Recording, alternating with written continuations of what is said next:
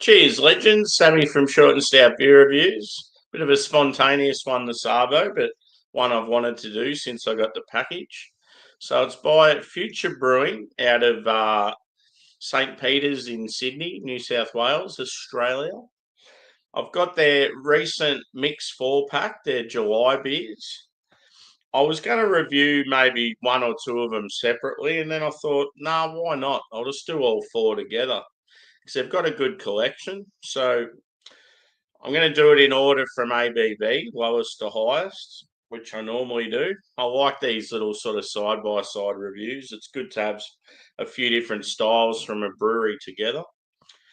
And yeah, these guys, they've been blowing me away since they started pretty much. But I visited the brewery just recently when I was in Sydney, and yeah, I love them even more now. So the first one is called Taco Pills. It's a Mexican Pilsner. And I think it's a collaboration with a Mexican restaurant. Or, yeah, it's hard to tell. It's either a Mexican restaurant or maybe a Mexican sort of spirit distributor or something like that. Cheers, Juzzy. Good to see you, bro. Yeah, boy. Yeah, they're called Nativo anyway, whatever the company is. So it's Future Brewing and Nativo. It's a 440 ml can. I think they're all the same size. And yeah, this one's 5.2%. So a good starter. And then next after that is a double dry hopped hazy pale at 5% called Fuzzy. Fuzzy for Juzzy. And that one has Freestyle Motorweka and Peacherine in it. So Kiwi hops. And then the one I'm probably actually the next two I'm excited for. So you've got a double dry hopped West Coast IPA called What You Thinking at 6.8%. That one has Crush, Mosaic, and Nectar on. Double dry hop, so that'll be interesting. And then the finisher at 7% is a red IPA, which is pretty cool. It's good to see them brewing something like that, called Lava Lamp. I love the can artwork on that one. And that has it actually just says this modern red IPA was brewed with some of our favourite New Zealand hops, so it doesn't actually say. But yeah, it will make for a nice little review sesh. And yeah, when I went to the brewery, I got a glass, so hashtag proper glassware. Very simple but effective glass. It's good to have glasses like this style. It's pretty much like what they'd use at the brewery. Let's get into it. So yeah, it's for those of you that are international, it's Sunday afternoon here, early afternoon, 12:44. Be my first beer for the day.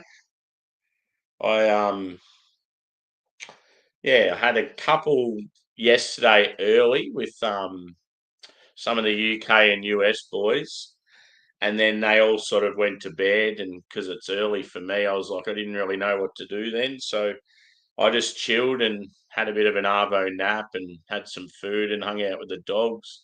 And I ended up doing streams later in the day. And then I did a hangout and yeah, had some people on that. That was good. So yeah, it's been a pretty cruisy weekend at home. Let's get into it. Cheers, Joey. Speaking of one of the people that was on.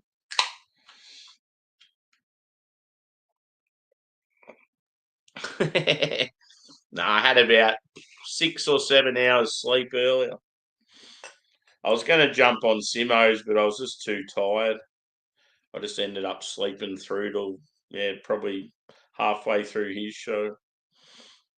I went to bed straight after I finished that stream. We stayed up for probably another hour or so after you guys left. Yeah, that looks good. Clean and clear. Very active carbonation. It's going nuts. Looks good. About a 3-finger foam head. White. The colour of the beer is like a light straw. Probably looks a little bit darker in the camera. But yeah, it looks very refreshing, this beer. Cheers, Angie. Good to see you, mate. Let's get into it. Let's have a little whiffy. And yeah, this is the guy's logo. That there. Like that's the logo and then the sort of font that they always use. They've only been going for a few years and they got a lot of hype already. Yeah, when I went to the brewery, I found out that he's worked for some big names in the States. So I'm not surprised with some of the contacts he has. But yeah, good family owned brewery. I think they've even got a brewery dog, which I love.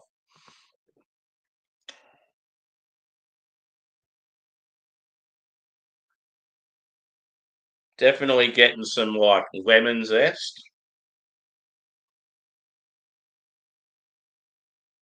Maybe some lime as well.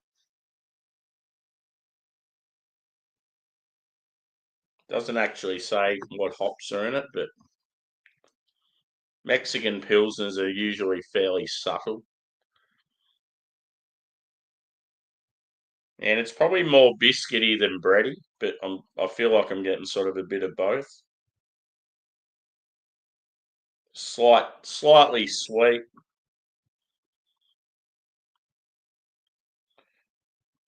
It'll probably finish dry, this beer, and it won't be very bitter. Anyway, not much to the aroma, which is expected. And yeah, sort of beer that you'd pair with Mexican food and it'd go down real well with, to just cut through some of that spice. Let's get into it.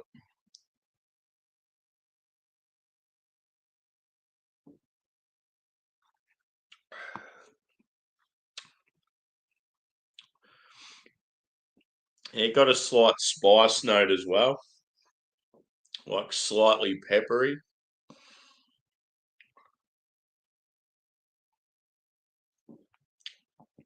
Tasting it, I feel like it's more bready than biscuity. It's actually got quite a punch. It's got more bitterness than I expected.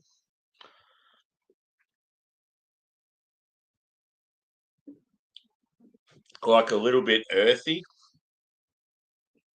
Might even have some old school hops in it.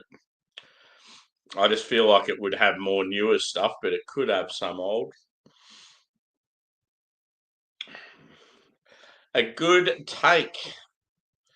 Yeah, it sort of tastes, even though it's Mexican, because it's real quite hoppy and yeah, got a touch of bitterness to it. It comes across slightly German,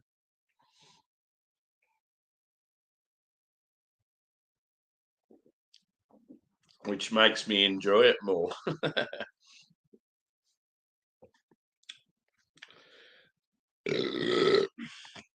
Pardon me, that was very rude. You'll get it. You'll get it coming up. There's a beer that it's probably going to feature in very prominently. This bad boy.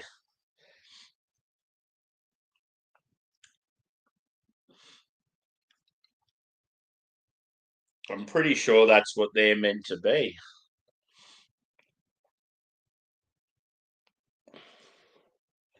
Looks like it's lemon and that fruit starting with P on the front.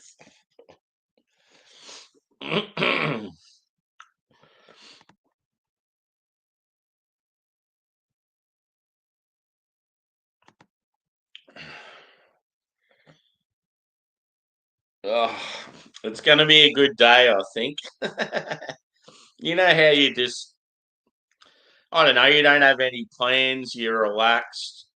You just sort of sit down and think, okay, it's time to just relax and have a couple of brews, and you just taste that first one, and you know it's going to be good.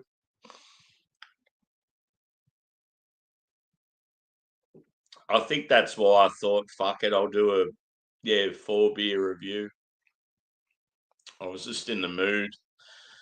And it makes it a lot easier to do them on a weekend. Obviously, next week I'm back on nights, so I won't be doing as many beer reviews. I've got a fridge slowly diminishing of beers. There's still a fair bit there, but it is cool doing the Mountain Culture Christmas in July at the moment. So yeah, I'll still have that review to come today. I'll probably do it maybe a bit later. Yeah, I'll do these 4 beers and just take it slow. And then I might order some food.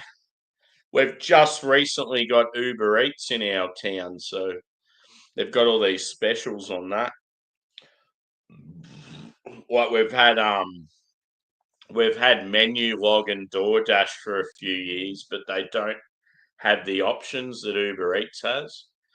And yeah, Uber Eats has finally come to town, so now it's sort of made for a bit more competition. And obviously, because they're brand new here, they've got all these specials. So I might be able to get a big feast tonight for about $20.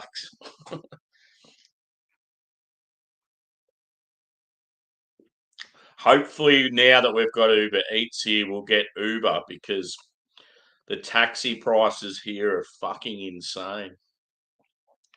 They need some competition to drive the price down because they're definitely price gouging. The other day, when I come back from Sydney, this is how bad our taxis are here.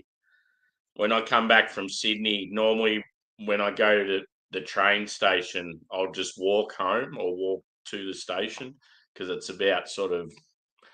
probably about a 2 kilometre walk. It's not that far. But yeah, obviously because I've been traveling, I had a heap of heavy shit, and I thought, fuck it, I'm exhausted. I'll just get a taxi. I don't care how much it costs. I just can't be fucked walking all the way home with a real 2 heavy bags. I called him. It took him like a fucking hour just to come because they only had one taxi available. And I think they were fobbing me off because I'm close. They probably wanted a longer fare. Anyway, when you get in the taxi there, it's like already $25 when you've got in. So it cost me $30 to go for a fucking 2 kilometre taxi ride. It's an absolute joke. Criminal. They're damn crooks.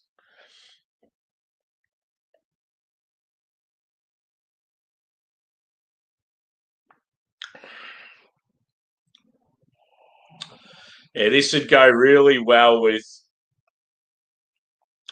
like a burrito or tacos or just something with like some lime and some chili. It wouldn't matter what meat, I reckon. Even if it was like a vegan option, it'd be good. I tend to go, when it comes to Mexican food, I like it really spicy and I normally like pork. I've actually had kangaroo tacos before. That was pretty cool. It's like smoked kangaroo.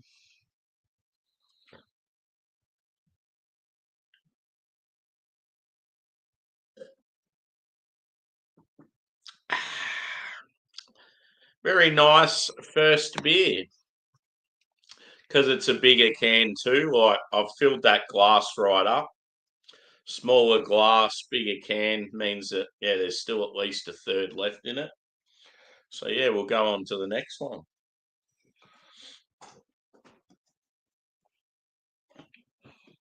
And yeah, today's Mountain Culture beer, like day 3 of the Christmas in July. It's an oat cream IPA. I was sort of hoping for something else, but oh well. So yeah, this is double dry hopped hazy pale called Fuzzy, and it's got yeah Motueka and Peacherine hops in it. Let's get into it.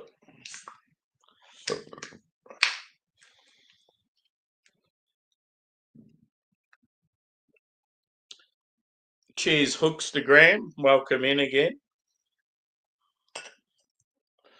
Remember seeing you last night.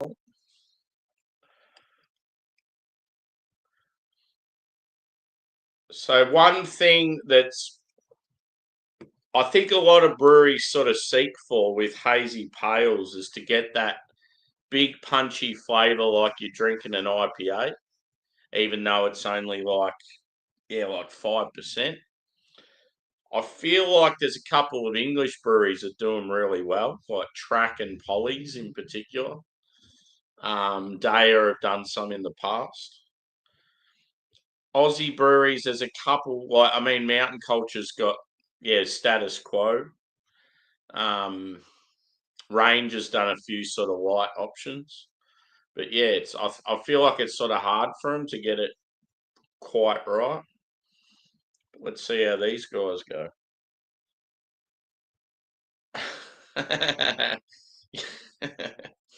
You'll be happy, Angie. It's the main smell that you get. I better talk about the appearance first anyway. So, yeah, about a 1 to 2 finger head. It's a bright orange, but the brightness isn't showing up in my camera. Sort of light orange, but quite bright and vibrant. I would say like cloudy in appearance. It's not like full on haze. It's just got that slightly cloudy, slightly sort of like milky appearance. Yeah, carbonation's quite light on this one. And yeah, the body you'd probably say low end medium, almost light to medium. Let's go a whiff again.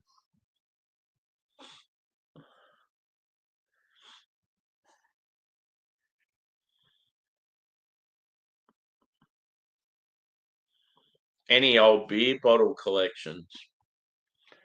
I've got some collector stuff, but it's not really that old. It's more like when breweries have done collabs with people or like, yeah. So, for example, Foo Fighters about a decade ago, they come out here and did a collaboration with Young Henry's, which is a rock based brewery in Sydney.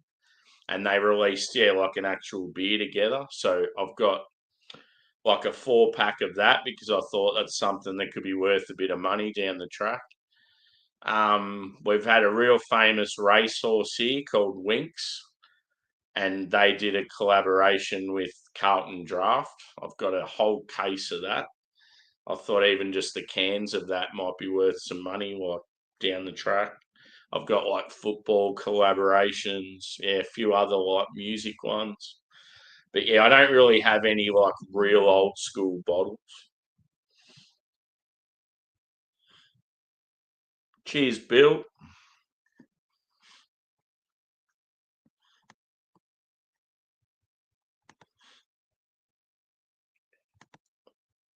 I'm a weed guy, by the way. Yeah, a lot of my mates on here are more weed than beer.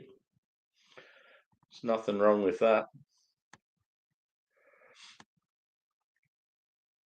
I think it's great when people watch my stuff and they're not even into beer. I just think it's cool. It's more just here for like a chat and a bit of banter. Because yeah, at the end of the day, like it is a beer channel, but I'm always talking about heaps of other shit.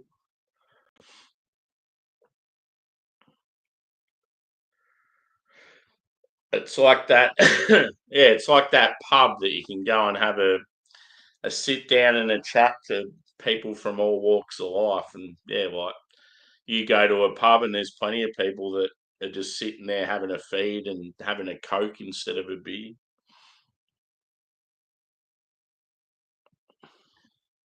Now, I was trying to work out where I was up to in the comments. And yeah, give us a thumbs up if you haven't already. I've been encouraging likes of late.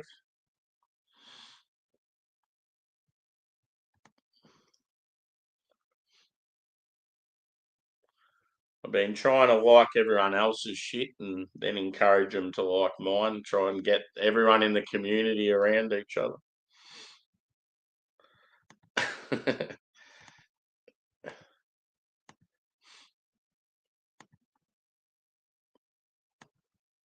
In like where I grew up, we had a saying that's like called it's gutsy. Gutsy sort of means like awesome, like great.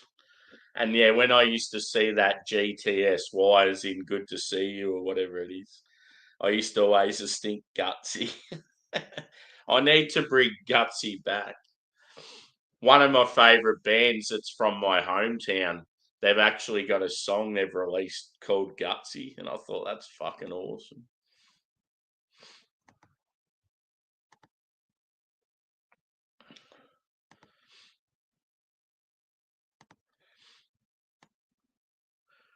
Yeah, Hookstagram, did you come over from like are you friends with TJ? Is that how you've sort of come in? Or did you just like randomly stumble across the channel?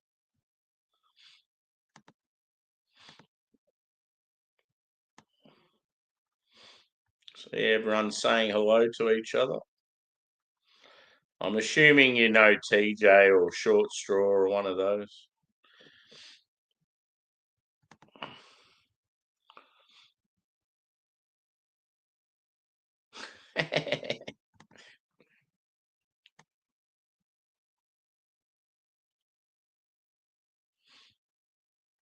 Yeah, I haven't even tasted it yet. It does look good though. Oh yeah, cool.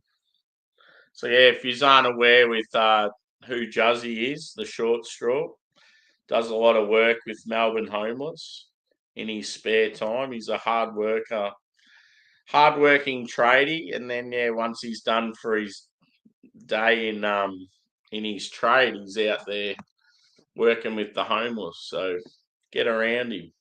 He's raising money at the moment for he wants to give out backpacks with supplies. I think he was aiming for 10 backpacks with supplies. So like you probably like your blankets, some clothing, toiletries, food, lollipops, all that sort of stuff. So yeah, check out his channel. And yeah, we just recently met too, which was pretty cool. Bit of a spontaneous meetup. I just happened to be in Melbourne and I was doing a live from a bar. And yeah, Juzzy's like, fuck it, I'm going to go meet Sammy. So he come and had a couple of beers with us. Yeah, gutsy is brave. Yeah, that's another. Yeah, yeah. When we used it as kids in my hometown, and that it was sort of like, yeah, that's what it sort of means in reality. But we'd sort of use it as like, oh man, that's gutsy. Like it'd be like we'd use it as like awesome.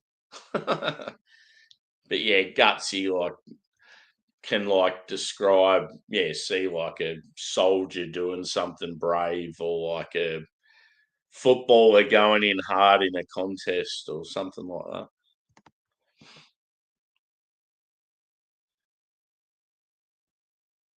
that. Yeah, cool. It was yeah, it was last night the first time you come in, or was it another time? Because last night you were there the same time as a troll. And the troll sort of didn't last long because we were just being Joey was being a smart ass to him. It was quite funny.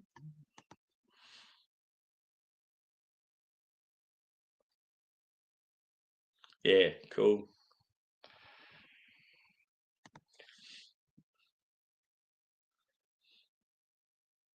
Yep. Yeah, that is a good motto to go by. Because yeah, if you're in a bad mood and I don't know, sometimes you can be in a bad it depends on the setting too, I guess.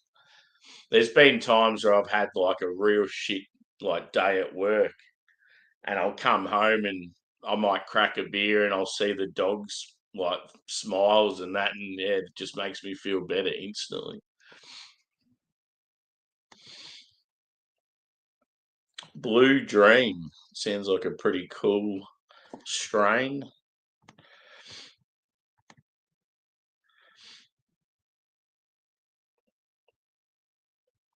4 days ago. Yep. It's good to have you, dude. Welcome in. Yeah. You've been doing that lately, haven't you? Anyway, I better have a sip of this beer. Cheers, guys.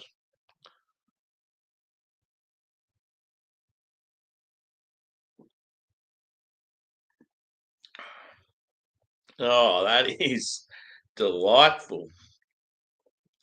It's very like elegant. It's like soft and pillowy. Yeah, it's like quite smooth. There's not much carbonation to it. Huge peach. There you go, Angie. Massive peach. Um, yeah, it's got like lemon and lime. Lime boy, Joey. Um, yeah, maybe like a touch of sort of like orange and mandarin. It's got some like sweet citrus, slightly tart, but yeah, massive peach. That's like the main note I'm getting.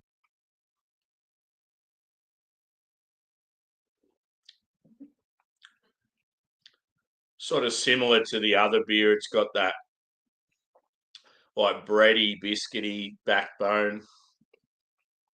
Obviously, a bit more fuller. I think when I described the appearance, I said light to medium, but it's definitely medium body and mouthfeel. It's good. It tastes like it's a 5% pale, but if you were blind tasting it, you'd probably think it's like a low end IPA just because it's so punchy with flavour.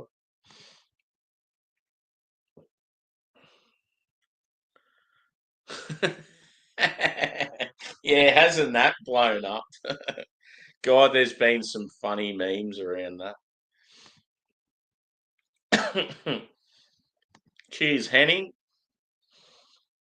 Hope all's well in Norway. Good to see you, brother. How's your have you still been getting together with your local beer mates? You're part of like a brew club, weren't you?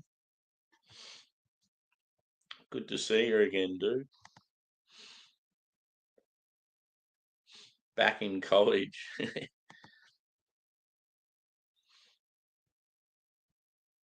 It's always a thing in American movies, like when they're part of bloody sororities and that doing like nudie run. Join the club.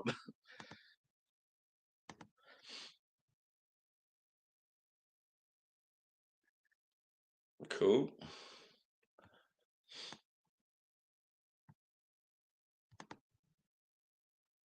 Yeah.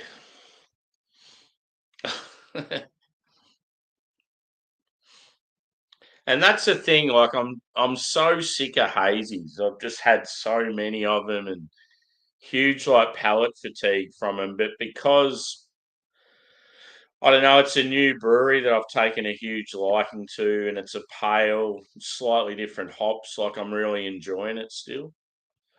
But yeah, it can just it gets to be a bit of a chore sometimes when you're sick of a style and you have so many of them. That's why when I go and do my beer orders now, quite often I'm looking for different styles. Like recently, I got like a box that had like a Vienna lager, like a Schwartz beer, couple of stouts, some West Coast, some fruit sours that were like had hardly any hazies in it.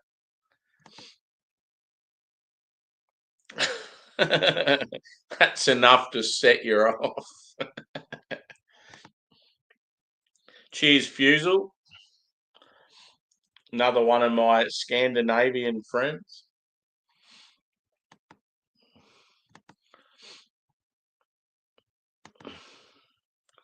Lamb boy.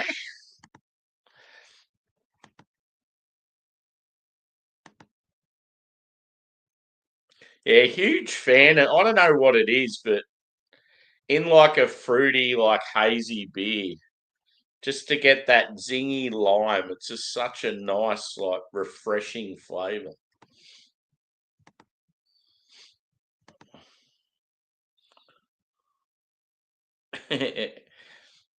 Yeah, so he's a hanging together. Cool. What he is drinking?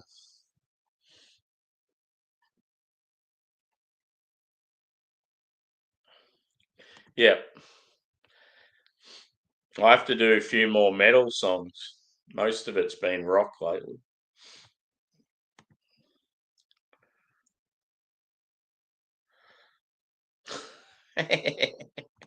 No, I'm number one, baby. I finally caught up.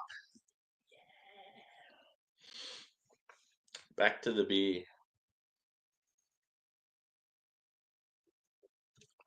I feel like the can artwork on this, like, simple but effective.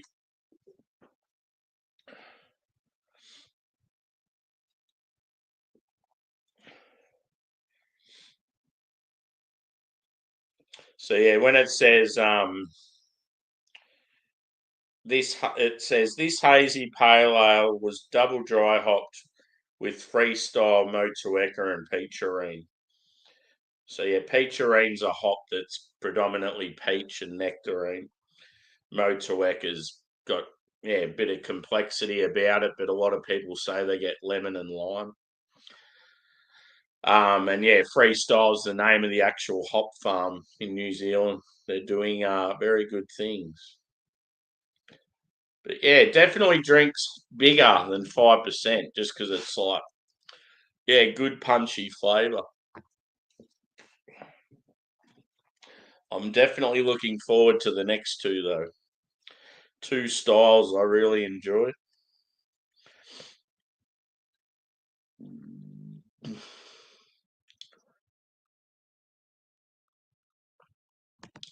Liquid Death Killer Cola. Oh, yeah, I've seen those Liquid Death cans in our, like, 7-Elevens and stuff. I've never really tried them.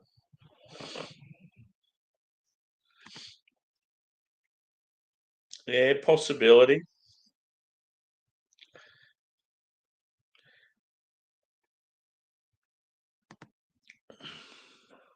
Oh,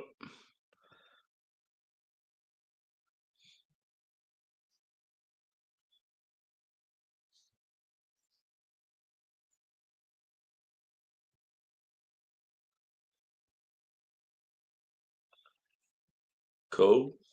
So these are your nightcaps. What time is it there? I'm guessing it'd be like, what would it be? Maybe like 3 in the morning, something like that.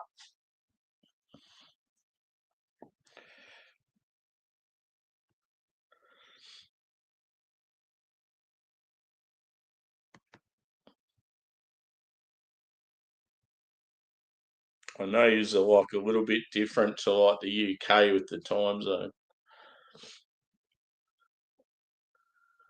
Oh shit.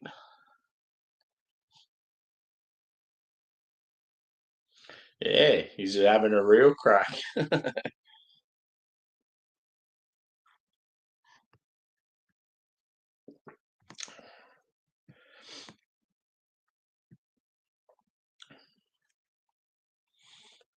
So yeah, West Coast and a Nipah. Yep.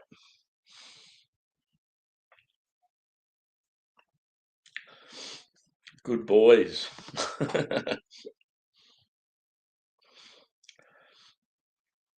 Yeah, I think last night I did 2 beer reviews and then a hangout for 3 hours. So I think I probably had maybe 5 or 6 beers.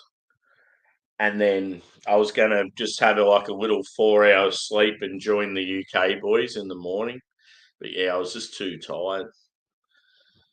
It definitely makes it hard with, like, yeah, doing reviews that suit different people in different time zones. But I've sort of got to a stage now where it's like I'm trying to just do them at times that are better suited for me.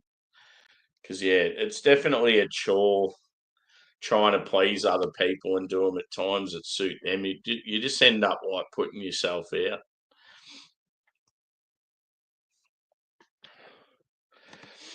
He'll be snoozing shortly.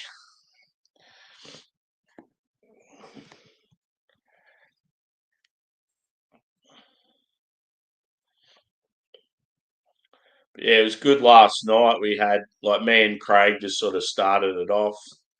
This is Craig from Kent Beer Reviews. And then Joey, who's in the chat, Square Table, he joined us, and Dorito. And then, yeah, then we were sort of ready to, nearly going to wrap it up. Then Jaco Beer joined. So, yeah, it was cool. Had some Americans and some Englishmen. Just awesome hanging out with people from all around the globe. You Norwegian boys will have to join one time. That'd be pretty cool.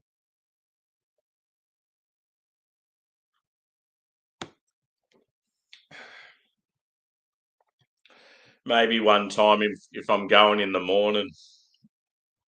So it'd be early in the night for you. It's not at some stupid time. Yeah, for sure. It'd be cool just to see some of the beers you're drinking, and yeah, always good meeting new people.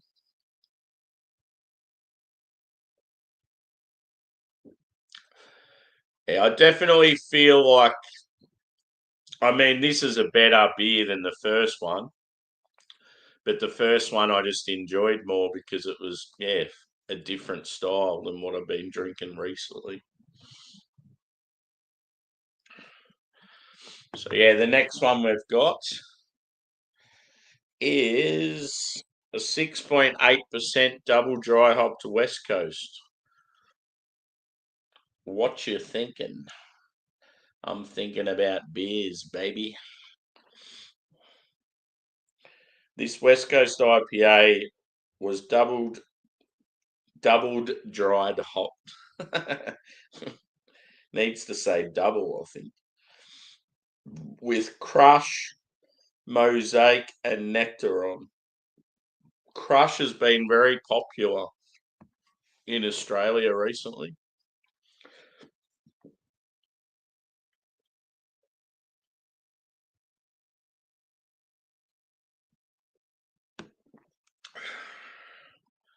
Let's get into it.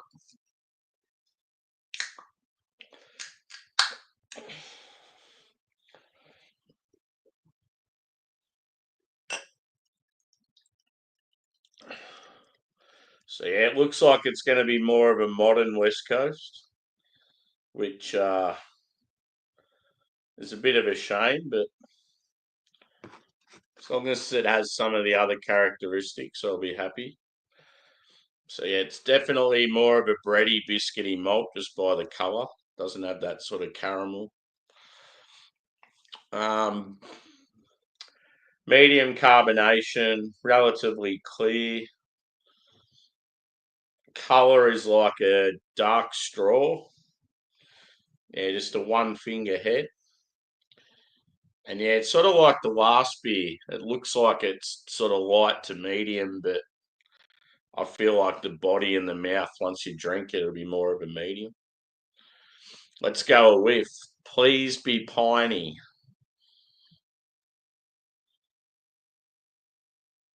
Smells like berries. It's got like a real sweet berry, sort of like candy vibe.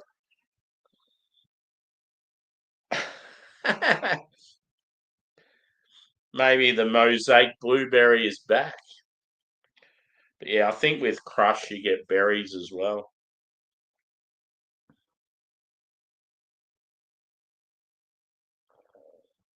There's some grapefruit.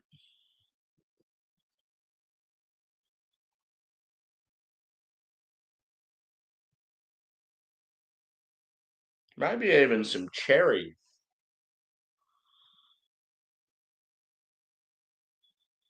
It smells sort of like pink grapefruit and cherry. And then like, yeah, mixed berries like your strawberry, blueberry, slightly grassy. Not really getting any pine or any like resinous notes.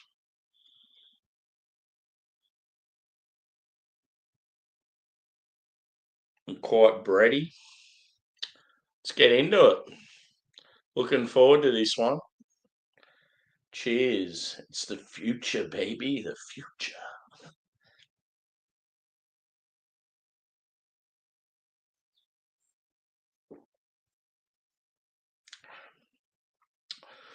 Ooh,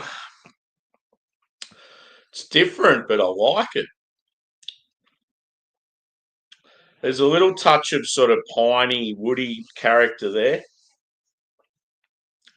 like a cedary sort of thing. But yeah, that like, yeah, as I said, like a pink grapefruit, a berry. Yeah, it's real different.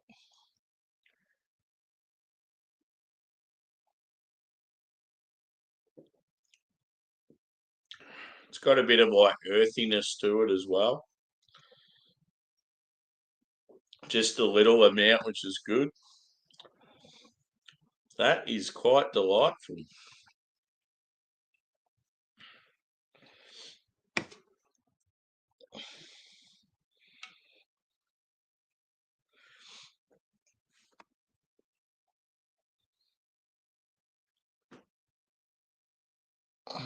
What's that picture?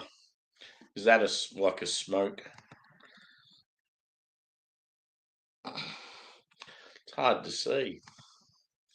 I'm guessing it's like a puff smoke thing.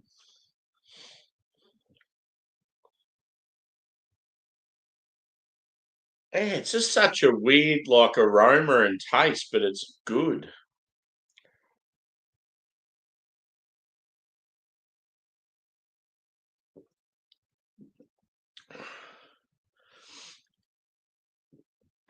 It's like, Sam, I know you love your old school American IPAs with your caramel toffee and your pine and your pithy citrus fruit. We're going to brew a West Coast for you, which has none of those qualities, but you're still going to like it.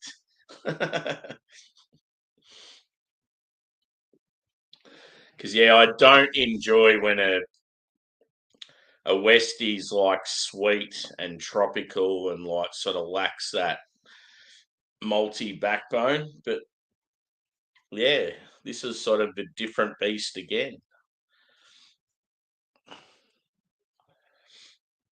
I sort of wish I had another can just to like let it sit for a week or two and see how it drinks then.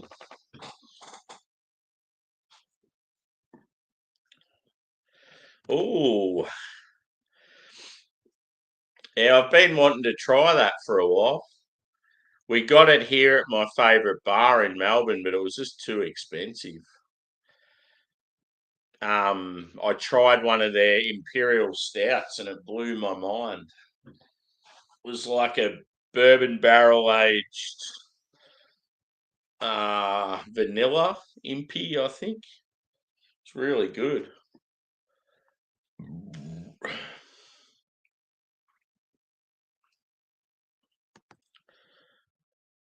Yeah, I think I got to know their products through Peter on Master of Hoppers.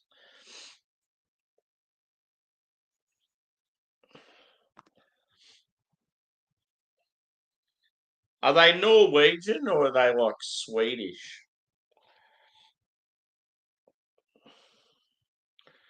I know they're Scandinavian, I just can't remember what country they're from.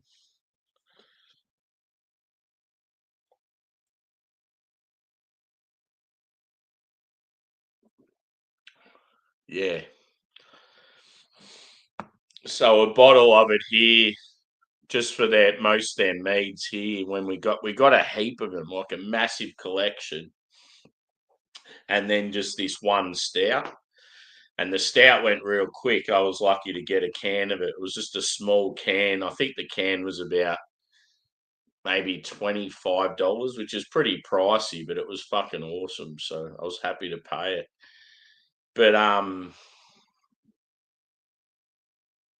Jesus, that's not good.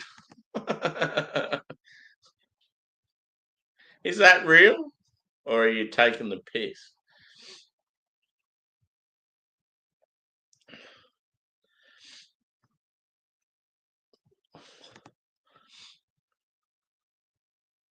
Yeah, cool. Yeah, I think their bottles of mead here were about 100 I think it was about 140 or 130 each. So I was just like, I couldn't justify paying that. If I had like a maybe another mate that was keen, I might have went halves in a bottle. But like I know it's fucking awesome shit, but yeah.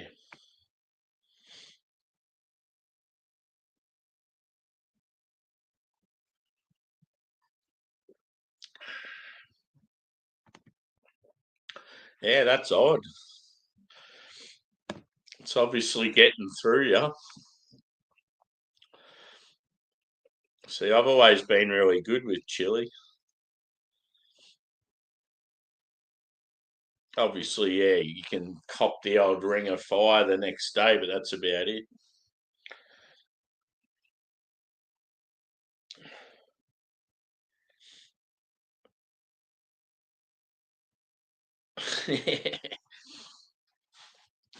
Quite often when I go to like Chinese restaurants and Thai restaurants and that, and ask for them to make it as hot as possible, they'll always make it real weak because I think just they just assume that most Westerners can't handle spice.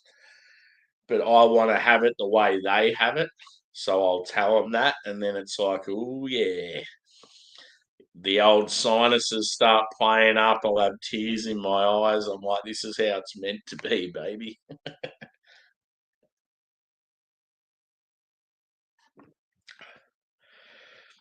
Yeah, yeah. I've had some brew hosts and paid sort of similar prices.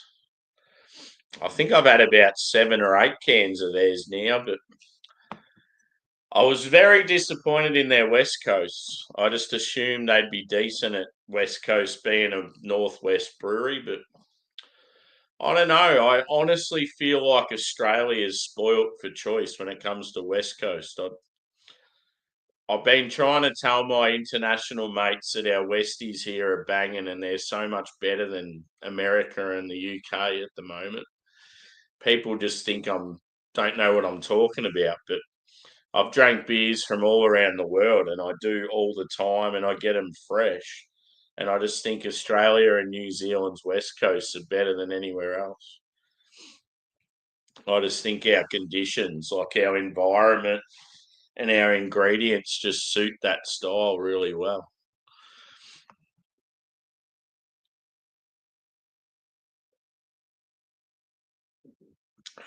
And then there's styles like stouts. I feel like Australia is a bit behind the ball.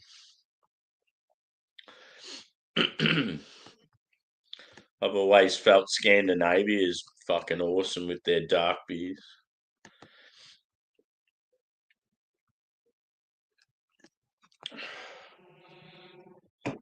Time for the red IPA, just about.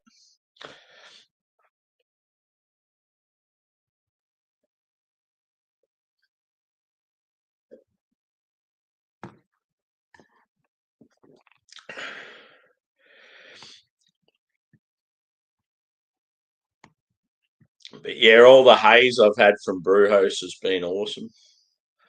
I've had a couple of sort of singles and then some doubles and I think maybe one triple. Cool. I'll have to try and get my hands on something like it. I have tried some of their beers in the past, but it's really unfortunate we don't get much Scandinavian stuff now, whereas 10 years ago we used to get heaps. I just think since the pandemic, obviously the taxes in your countries and ours, alcohol taxes are so high. And then, yeah, I can't speak properly. Distribution costs now are so much more. It's just made it too hard to like trade beers and that between our sort of countries. As I've said in the past, like we used to get heaps of like, yeah, Mikkeller and Lervig and Omnipolo and Amiga, like Ta'ul, Servicium. Yeah, there's so many I could reel off. It's a shame. Next up, a style that can be quite divisive. I love it, especially when it's West Coast leaning.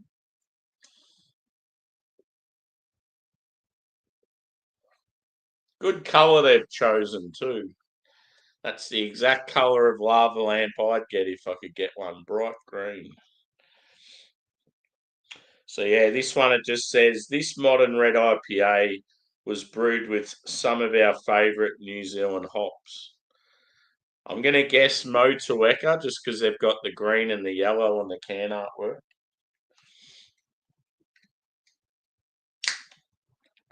Maybe Nelson.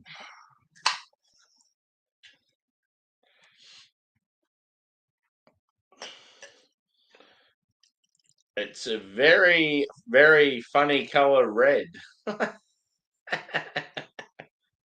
What?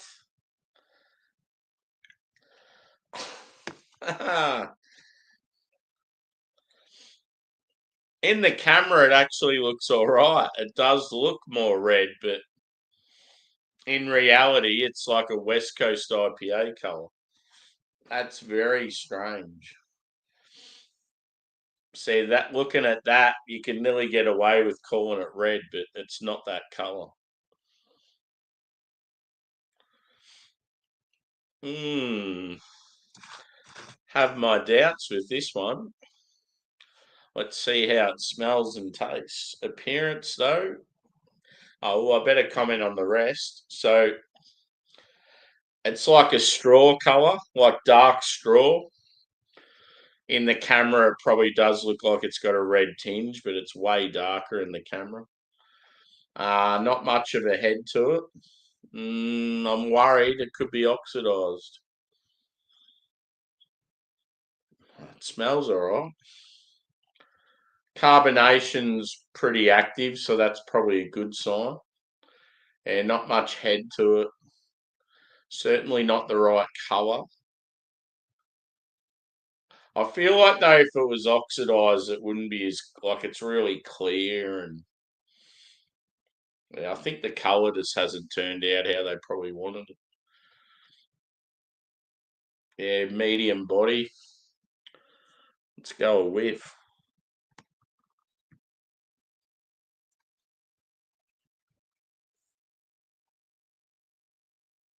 Part of me wants to go, yeah, bear with me. Give us a minute. I'm just gonna go take a photo of this beer.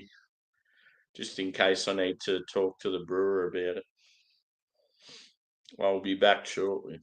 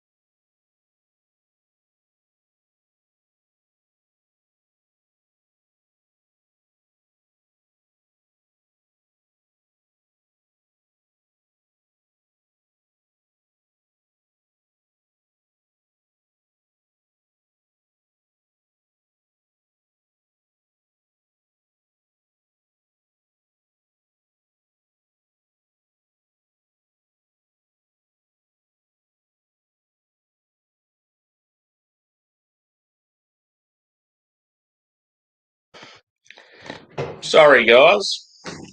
I just thought I'd better do the right thing and take a photo of it while it's freshly poured and full, in case I have any problems with it. But yeah, just going on the carbonation and the aroma, I feel like it's okay. I think maybe it hasn't turned out with the colour like they would have hoped. So yeah, from the aroma, I'm getting like toffee, which is what you want in a red IPA. Maybe a slight sort of touch of like pine.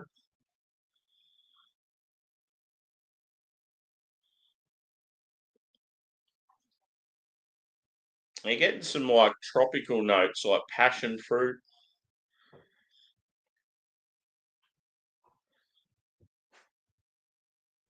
And maybe some orange or grapefruit.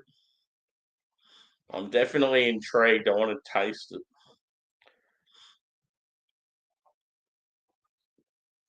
Anyway, cheers.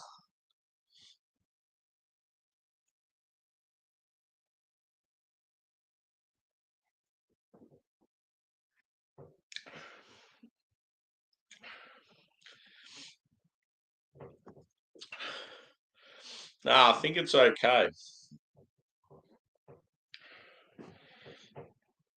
It's okay, I think. I think just the colour's not right. Because that certainly doesn't look like a red IPA. Well, I'll show you the photo I took. Gives you a more accurate description on the colour.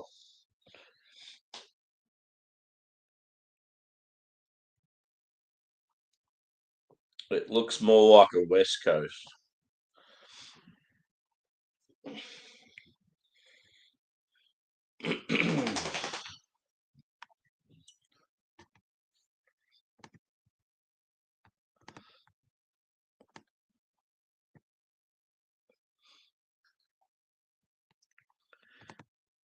Yeah, that's another thing too.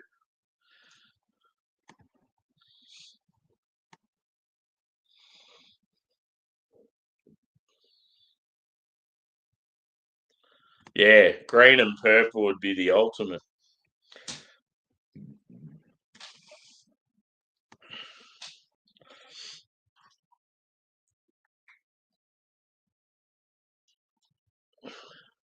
Yeah, but like in the camera, it had that slight red tinge. So I didn't want you to think that it was sort of red when it wasn't in reality, and you think I'd be going stupid.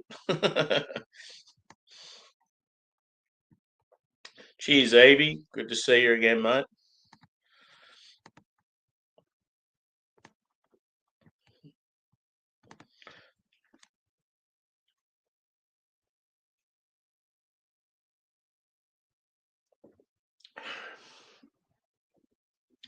Yeah, you're definitely getting like some toffee.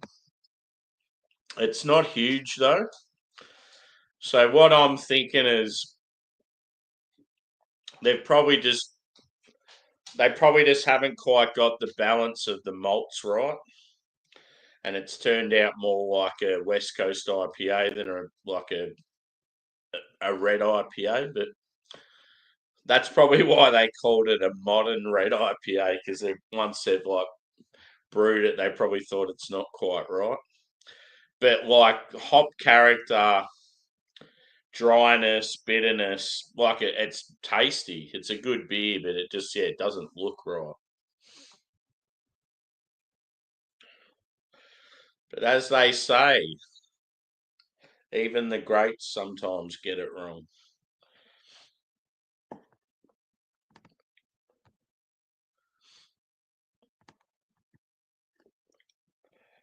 But yeah, it's still tasty. So I'm getting sort of slight toffee flavour, but more of a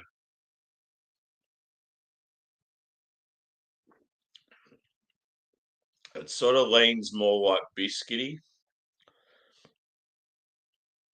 It's got that sort of honey sweetness to it. And yeah, you're getting like touch of like citrus fruit and some tropical notes. It's like piney and sort of earthy.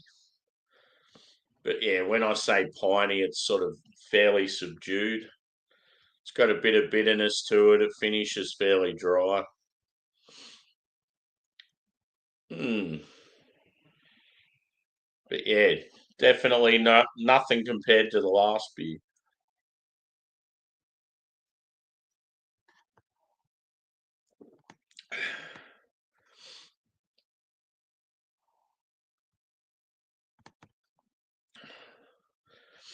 Picking the weeds. Good times.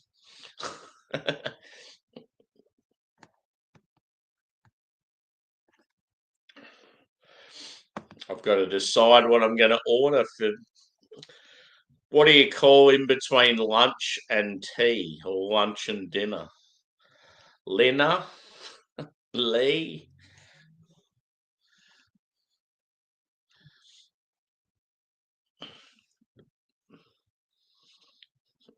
That made me think of Happy Gilmore. My back hurts. No, no, what'd she say? My fingers hurt. My fingers hurt. Well, now your back's gonna hurt because you because you've been put in landscaping duty. Yeah, it's a prick of a job.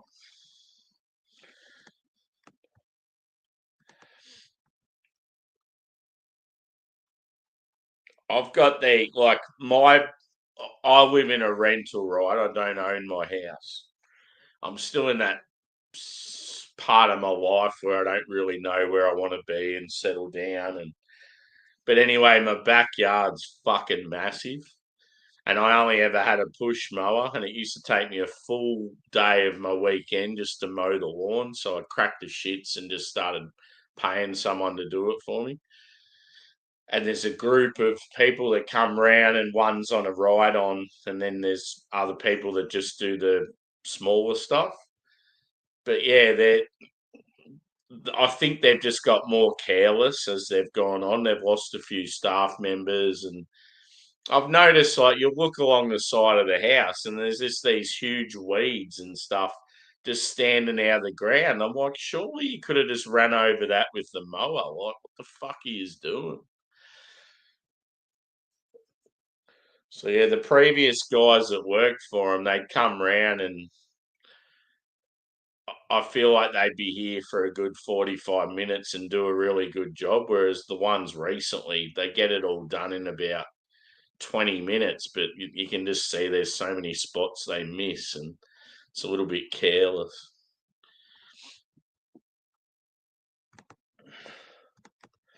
Yeah, I can't wait. Talk about a hole in one.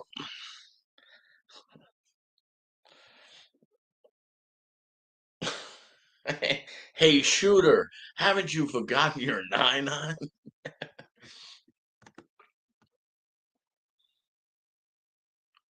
Yeah,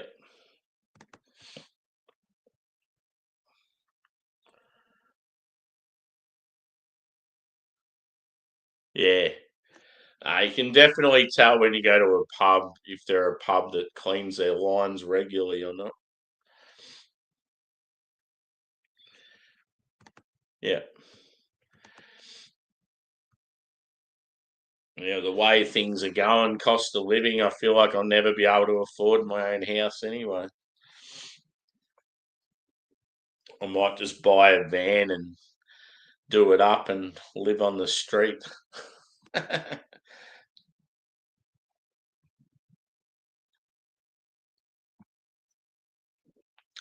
I'll just travel around and work at pubs and just wake up in mornings with beach settings in front of me and go for a morning swim.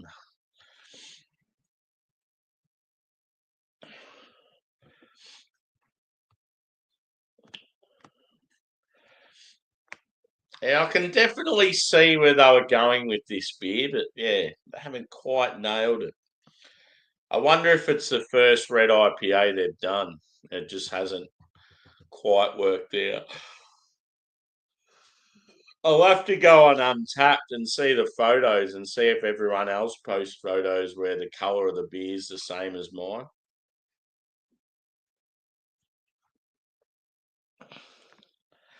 Yeah, I'd love to do that for a couple of years.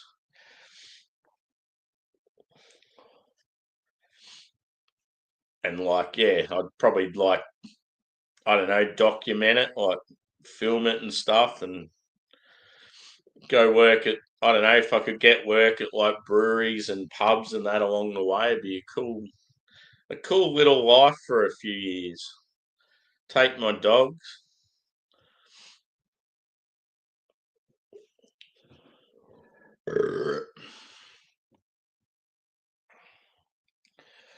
It'd be pretty expensive though to set up a decent van. Be good if you could get one that was already sort of done for you, but a lot of those old vans, they're very unreliable. Once you take them out on the road and get a heap of Ks on them, they break down regularly. I feel like I'd want to get a Toyota because yeah, they're always a lot more reliable.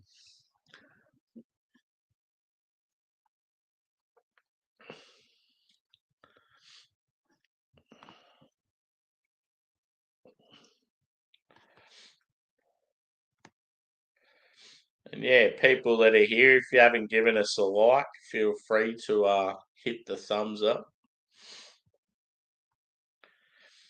Get the old algorithm cranking.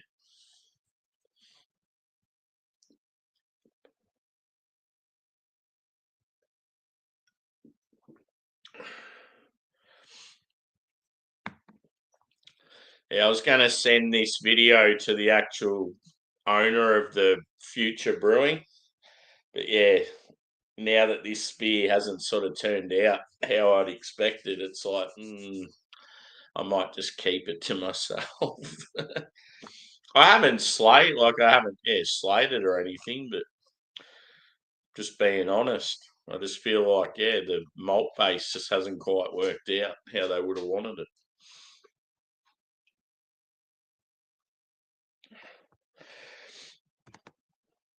Yeah, good. One of them was in my chat here just recently, but yeah, once they left, then another English guy jumped up. So I think I had, yeah, it was either 4 or 5 guests on the panel throughout the show. We went for 3 hours, so I don't know what time it was you left. We're probably going for another half an hour, another hour after you went. I don't think you seen Jake when he come on. I reckon you left when it was just me and Craig after or actually the American boys might have still been there when you left.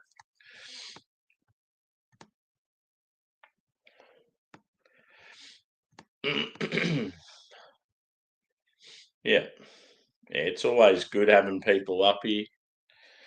That's always what I do when I'm not reviewing a beer. But there'll be times I'll be reviewing beers and there'll be people in the chat going, "Oh, how come you got no one up there with you?" It's like, well, that's not what this is. I'm doing a review.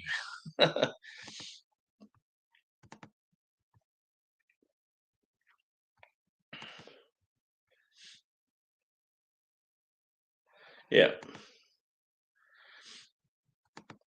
Yeah, so Joey's from Cleveland, Ohio, and Doritos from Los Angeles, California.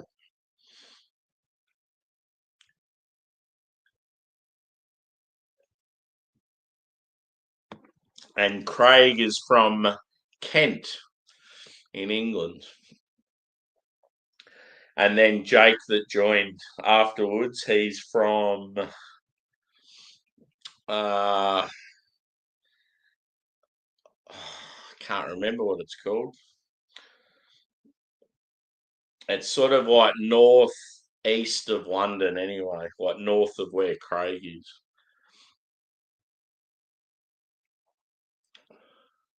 Not quite Midlands, sort of south of that. Yeah, it depends on the style, but I feel like Steve, like when it comes to like sessioning beers, it's good to be around that sort of probably 6 to 7%. I still like them to be a little bit boozy. Um, yeah, obviously if I'm drinking like impy stouts, I want them to be like 10% plus. Lagers, it's good to be around that sort of 5%, sort of 4.5 to 5, I guess. Yeah, it's definitely a style based thing. It's good though with IPAs if you can get single IPAs that are punchy with flavour, so they drink like they're doubles, but they're not quite in that realm.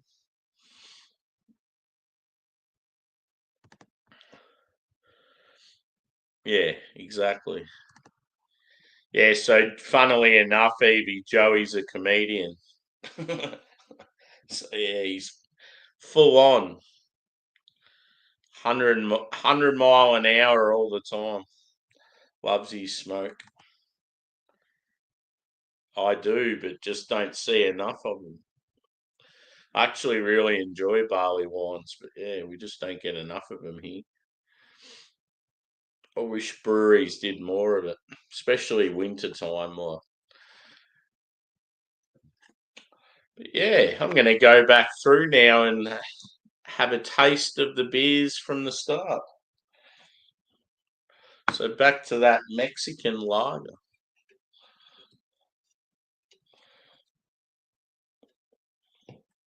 Definitely a good idea, just doing the 2/3 of a can sort of thing.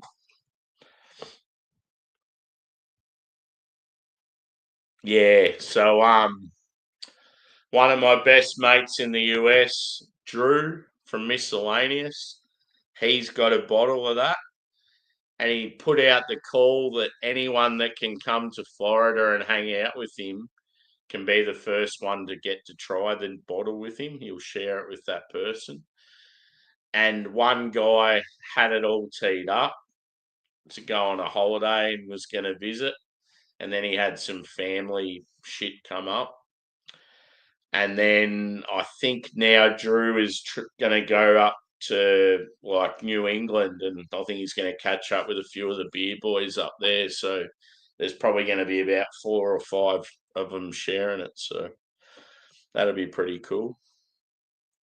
Obviously, if I was in the States, I would have made an effort to be the first one to try it with him, but it's too hard when you're in Australia. Yeah, it's not too bad, but I mean, it's the middle of winter. It's not like you can go to the beach or anything like that.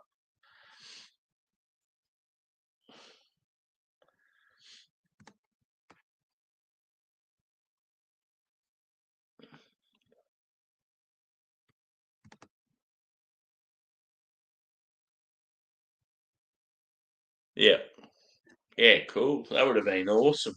Just barley wines everywhere.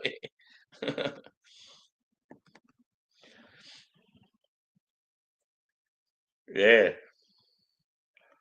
I'm all for it, but during the week, it's never a drama. I always walk to and from work, and I walk the dogs as well. Just I want to relax and have a few beers and chat to people, so I sort of can't do that outside.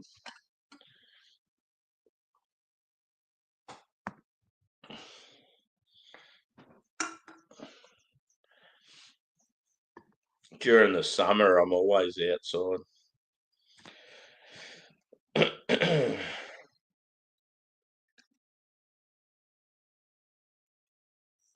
Back to the lager.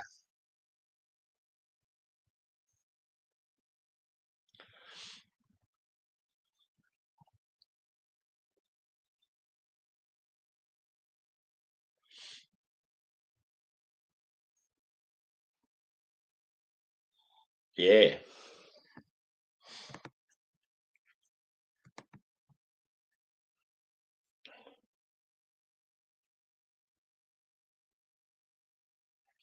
But yeah, say if I lived in Melbourne, I've always wanted to live that life where I live in the suburbs and where you just leave your house, you take your dogs and a backpack for the day, and then you just go for a walk and just see where you end up. Go to a couple of bars, cafes, breweries, a restaurant.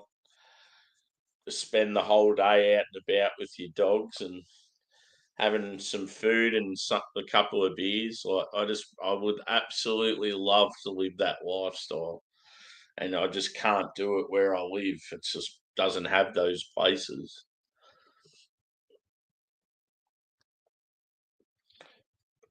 I just get so excited when I go to Melbourne, and I've always got somewhere new to try. And just getting on a train or a tram and going to a random area of Melbourne and going, oh, let's check out this place and that place. And I'm like a kid in a candy store.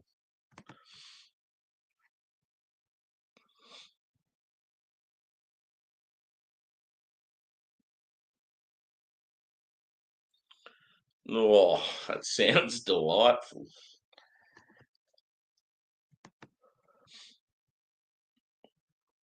Do you like a American barley wine as well when they're really hoppy? I know I do.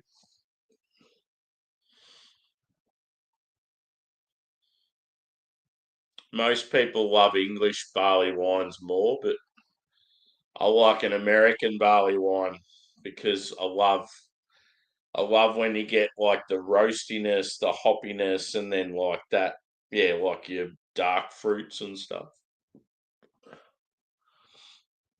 Yeah, yeah, they've done quite a few of them over the years, doing pretty well also. Yeah, for sure. So most of my mates prefer English, but I prefer American. I think just when you're a huge hophead, I feel like a really big American barley wine, sort of like, and you're an imperial stout person. It's like the combination of a Westie and a stout coming together.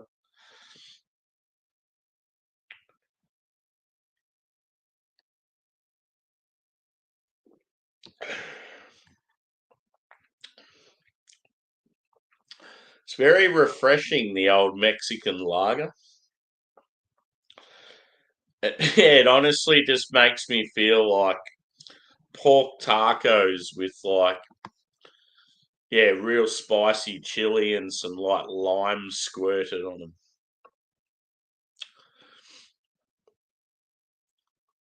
Mmm, maybe a little sour cream. I don't know what chili you'd go. Maybe like habanero, or the spicier the better.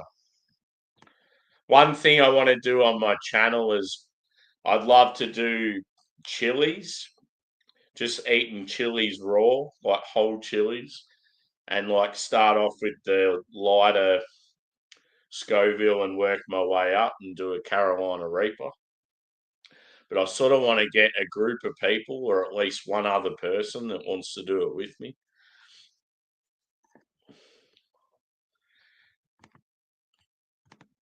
Yeah, what's your thoughts on that? I've had a couple of like stouts with chili. I actually enjoy it. It's pretty good. And some sours. Um, One of the best ever stouts I ever had was by Bacchus Brewing in Brisbane. They're known for their sort of pastry stouts. They did a s'more stout, and instead of it just being your basic s'more where it's, yeah, like roasty with um yeah, like marshmallow, vanilla, that sort of thing. They had peated malt, so you got that, yeah, smoky peaty thing going on. But then they also had chili in it, so you got actual spice as well, and it was so fucking good.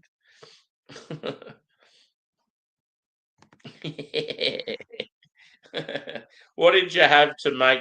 Like, what did you have that was spicy? Did you have something last night?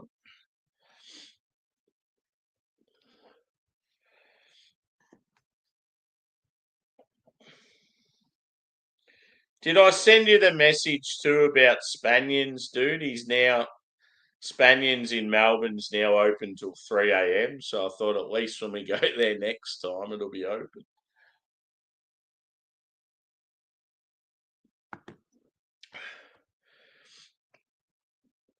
One of the mates that was on the panel last night, Juzzy, was laughing about the video. He said he was watching the part where we were eating the kebab and stuff, or we weren't eating it. We're at at that place anyway.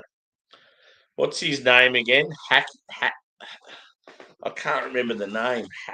Hacky or something like that.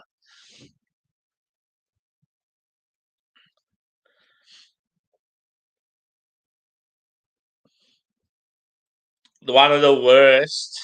I had a very spicy. It was like a habanero lager, and it was spicy going down, but nothing major. But the next day when I pissed, I got like burned at the on the old knob. It was not a good sensation when you're hungover and you go to the toilet and your fucking dick's burning. That was not good.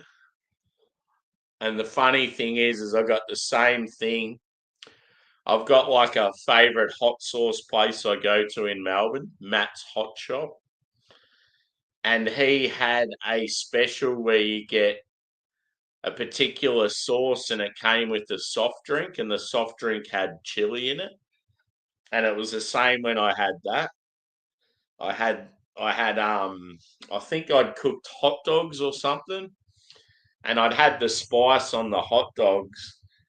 So the next morning when I woke up, I was like, "Ooh, I've got a little bit of that sort of spice belly ache."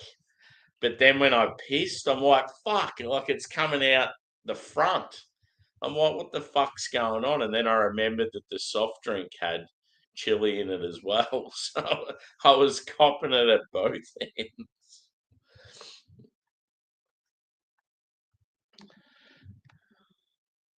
Tasmanian Chili Beer Company. Are you serious? If that's a thing, I need to check it out. That would be fucking awesome. Yeah, if that's a real thing, I need to check it out and do a review.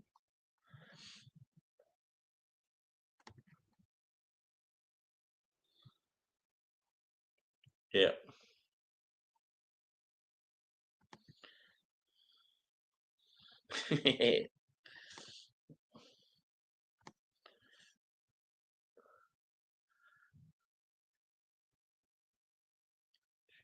Hachi. Yeah, that's it, because we kept going, Hachi.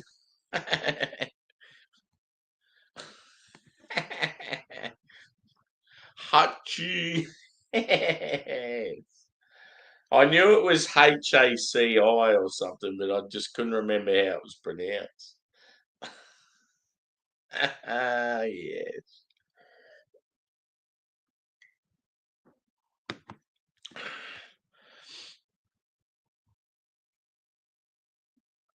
Yeah, when you were cooking that soup, I was like, fuck, I want to make some soup. Just can't be fucked going to the supermarket to get all the ingredients. Yeah, was that Friday night or was that last night you just went to the city? I was sort of looking out for it. I thought there might have been a live, but I didn't see it pop up.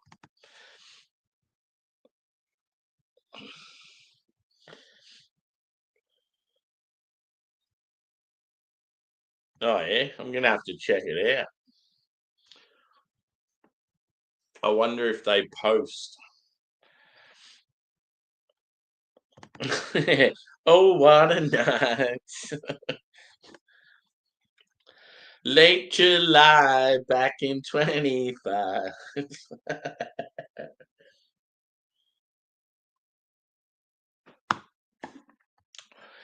Woo! I feel like I've obviously trimmed the moustache down. Normally it's like hanging over my fucking top lip and it's quite thick.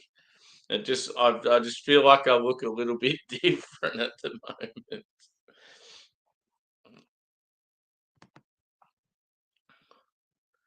Yep. The old editing. It'd be a pain in the ass sometimes, I'd imagine. The joys of going live.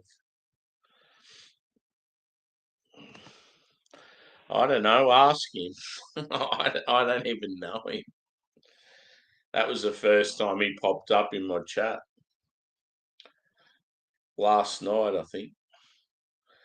I reckon that's the guy that TJ went to the footy with.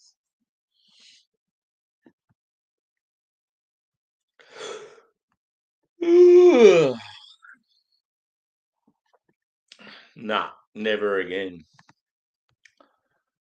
Oh, what a night.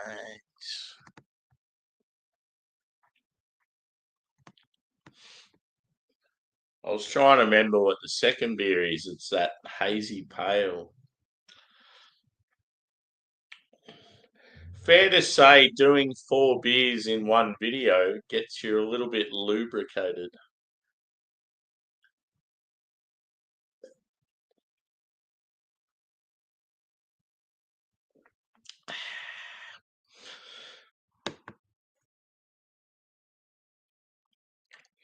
That's not the right one. That is the right one. So yeah, I don't normally score the beers when I do like multiple one. I just sort of pick out what the best one is, what the least favorite one is, and vice versa. So we'll go down that road when it comes to it. Let's go the hazy pale again.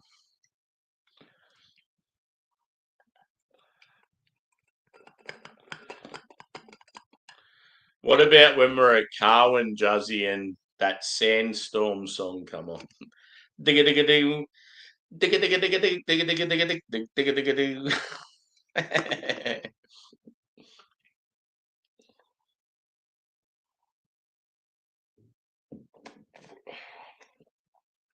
This beer smells like a good time. A good time with no regrets. Yeah, boy.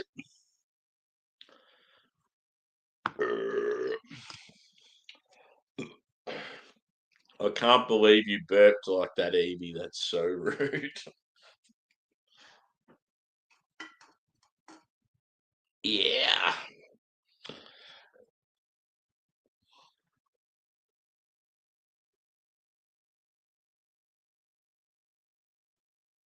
Yeah.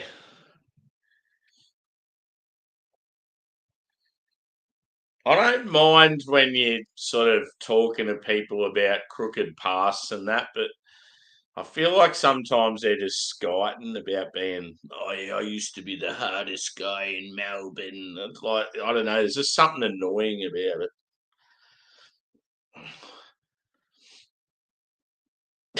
it. Is anyone with me? I used to be the hardest guy in Melbourne. No one would fuck with me. It just comes across as like arrogant, like they're just fucking bigging themselves up. And I just, yeah, when I start hearing that, I'm just like, bye bye, I'm out.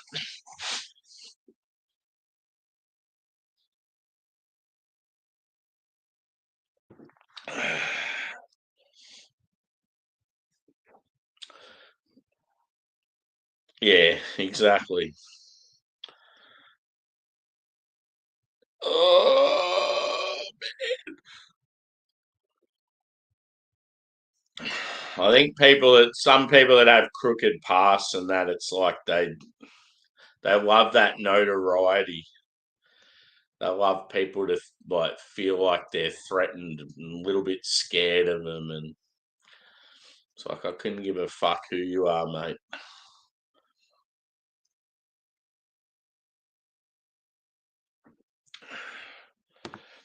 I'm a country lad and I don't give a fuck.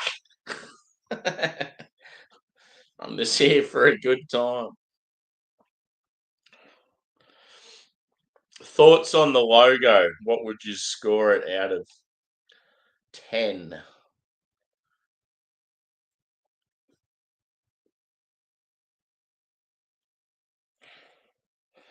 I like it. It's very simple but effective. I would say an 8.5 out of 10. I think in today's times, you need that thing that people can associate your company with or your brand. Yeah, for sure. Like underbelly and that sort of stuff.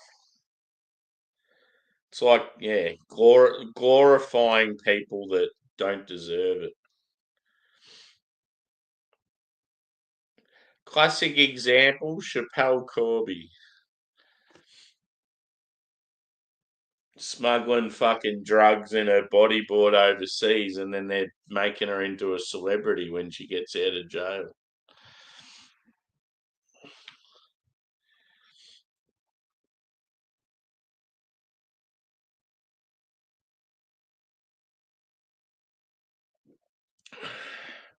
Cheers, Henning, brother. Thanks to you and Fusel for joining. Always good to see you. And yeah, as I said, mate, one time we'll have you up on the panel. We'll share a beer. It'll be good. An Aussie bloke hanging out with some Norwegian boys would make for a good stream.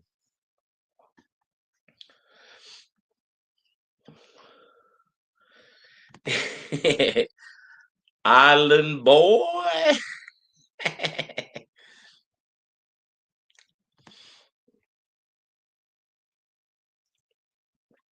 Good to see you again, Dorito. I mentioned you early in the stream. Banger.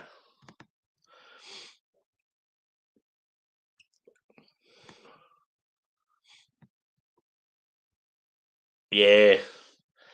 Unfortunately, though, like there's something about him I like.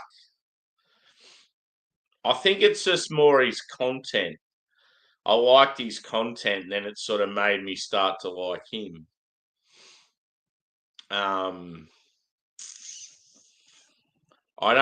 think too he doesn't really talk about his past and like well, he doesn't sort of skite about things he did in the past too much. He yeah, he talks about like the troubles he had and I I don't know, like I find him quite funny as well. I love how he's got his own little lingo. Have you seen the video going around at the moment where there's a guy emulating him, speaking exactly like he does? It's fucking funny. Don't touch me, cuz.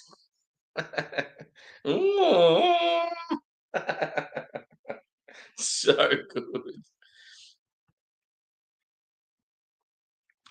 Yeah, I think I was always gonna like his shit because he does travel shit. Like travel vlogs for me, when it's a person you like and they're walking around like a country or a city that you want to go to, just holding the camera and showing all the moments and sights and that. It's just something really wholesome about it. I love it. Love watching it. So yeah, when you got a guy like him and yeah, he's like fucking carrying on like a dickhead and walking the streets of these random countries and that, like, yeah, I can't help but enjoy it. Like it was fucking cool seeing him going around China lately.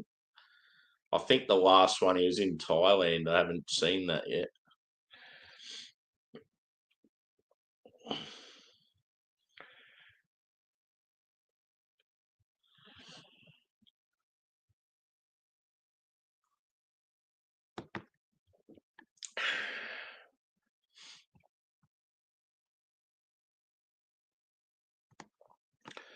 Yeah, I think it sort of makes a difference with them. Like, there's some people that are just. I feel like there's people that are just naturally hard. Like, you look at them and you're like, fuck, like they're scary, like they're intimidating. It's like okay to feel threatened by them. And then there's others that sort of want to be that person and they sort of play hard, but deep down inside, they're not. Normally, they're surrounded by a heap of people, and if it come to the crunch and they were by themselves, they'd probably be a little pussy. I think that makes a bit of difference. You can generally see it in a lot of situations. Yeah, I can see why people get annoyed by it. Yeah, Spanian Evie. Check out the channel. The channel. I said it like Spanian. Channel. Daniel. Cocker Spaniel. Check out the channel Spanian. Spelled Spanian. He's like an ex-criminal. Big motherfucker. He's Australian, like he's dinky die Aussie, but he's got like a few different like backgrounds in his ethnicity. He yeah, just lived a troubled life as a teenager, got into heroin and yeah, committed crimes and that when he was younger, lived in like a rough neighborhood of Sydney. But then, yeah, once he got out of jail, it all started. He was writing songs, like rap songs, when he was in jail. So he had a little bit of a sort of hip hop career there for a while. And then he started doing YouTube videos about rough neighborhoods in cities. And yeah, that's where he sort of blew up. So he does these videos where he goes out in the hoods and checks out rough neighborhoods of cities. It all started in Sydney and then he went to Melbourne and a couple of the Australian ones, but then it blew up and he was doing it worldwide. But he was also doing food stuff. He traveled around going to food venues throughout suburbs of Sydney and then Australia. And then, yeah, now he's just got to that stage where he just travels around the world and people are so fixated on what he gets up to. It doesn't matter what he does, he'll get a fuckload of views. And yeah, he's been doing like Asia lately, like China and yeah, Vietnam, China, and he's doing Thailand at the moment, I think.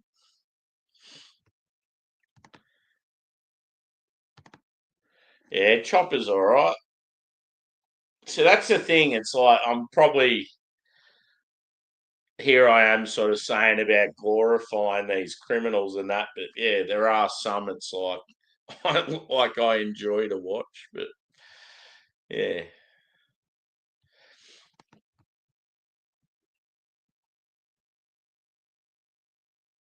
yeah, yeah. So now he's got a kebab. He's got a kebab place. The first one was Parramatta, I think, and then he's got two others in Sydney, and then he's got one in Melbourne, and now the latest one's in Wollongong. So I think there's five all up. There's either five or six. The next one he wants to do one in the city in Sydney. But yeah, they're generally like food vans that are parked in real busy sort of suburban neighborhoods. I don't know how it works with ownership because he says that people sort of buy like it's almost like people buy the franchise from him, but he still seems to have some sort of control. I don't really get how it works because he sort of talks about it like they're his restaurants, but he's not like full ownership sort of thing. But yeah, I tasted the Melbourne one a couple of days after they opened. It was like nothing special, but I feel like they were still sort of, because they're in that initial stage, they're still trying to get things right. So yeah, when me and Juzzy were going to go there, I was sort of keen because I wanted to see if it had got better. Because there's a lot of people that rave about it in Sydney now that it's sort of established there.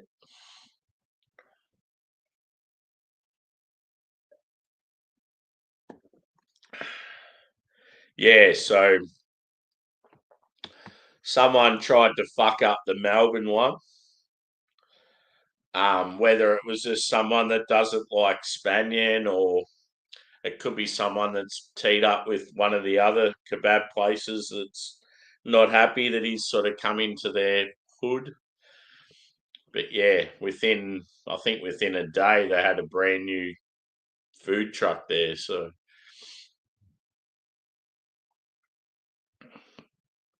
he obviously does very well money wise now because yeah, like in his recent videos and that, when he's talking about jewelry and cars and that, you can tell he's got a heap of money. He was trying to find, because in China they have these real good gold jewelers, and he's got a gold like necklace, and he was trying to find a cross to go on the necklace, and he was just talking about prices and how much he was willing to spend, and it's like fuck, this guy's rolling with some cash now, and you can tell with the places he's staying at now too. Just about every video he's at like the most fanciest hotel in that city, sort of thing.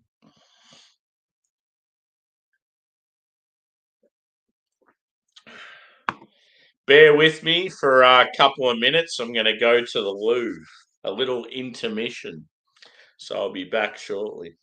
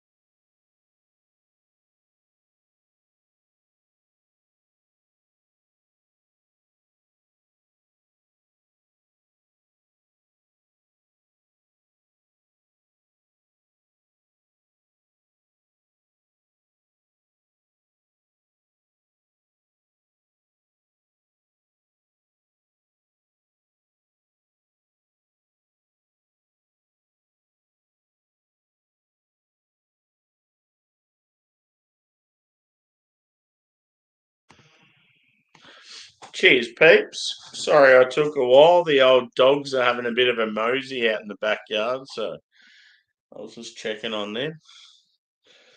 I just finished the hazy, so I may as well go on to the West Coast again. What comments have I missed? You're right about it being all right outside, Evie. It's quite nice.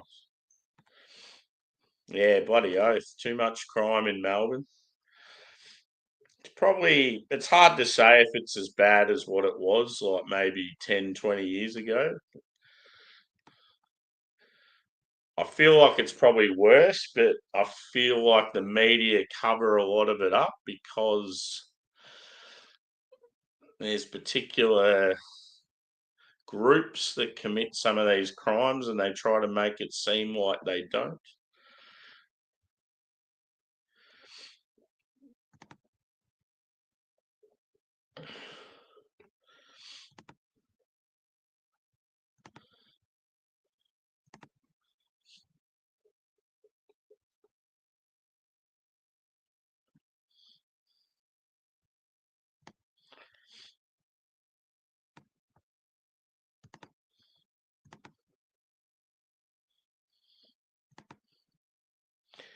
Yeah. I'm catching what you're throwing there, Steve. And yeah, it goes all swept under the carpet.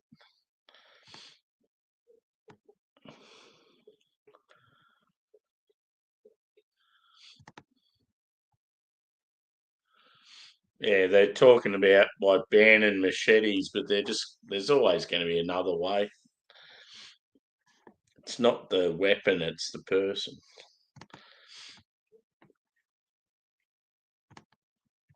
So yeah, anyway, on to the on a lighter note, on to the what you're thinking. Double dry hopped IPA, back to that. Oh, I've got the back door open and I'm cold, man. I need a sweater on. Like it's nice outside, but it's still obviously a little chilly.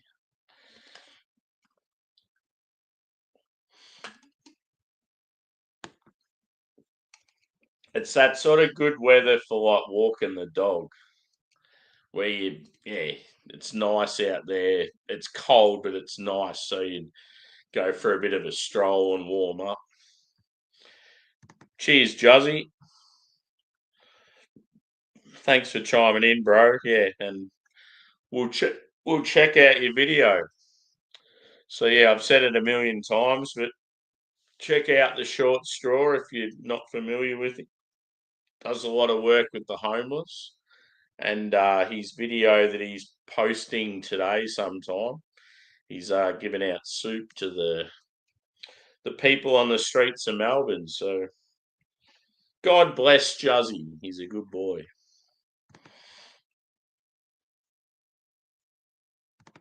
Yeah, exactly.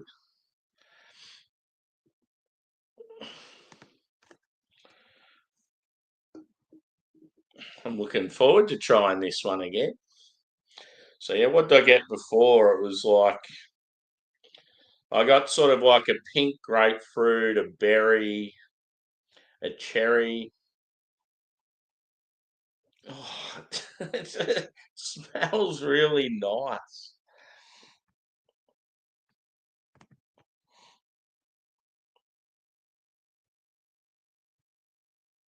Yeah,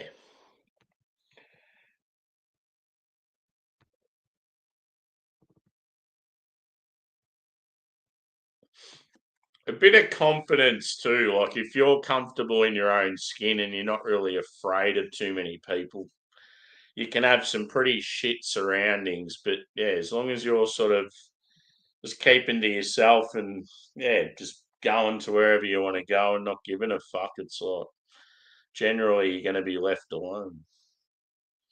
It's obviously different. Yeah, like I feel pretty sorry for like single females walking around the streets because yeah, obviously you're more vulnerable.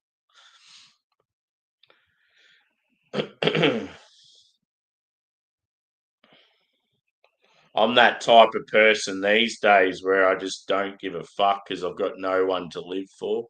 Like, as sad as it sounds, but yeah, me and my family aren't close. I don't have a partner. I don't have kids. So if I'm ever in a threatening situation, it's like good luck to you because yeah, I'm going to go out with a bang.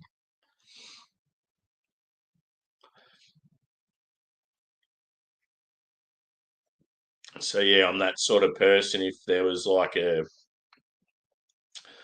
situation where someone was in trouble, I'm going to come running in to help them out because yeah, I don't give a fuck what happens to me. I'm one of those people. I'm always looking out for others instead of myself, and it's probably not a good way to live. But yeah, when you don't have people to yeah worry about you. It's yeah, it's sort of like it can make you feel like you're yeah a little bit invincible at times, or it's a little bit sad, but it's just the way it is.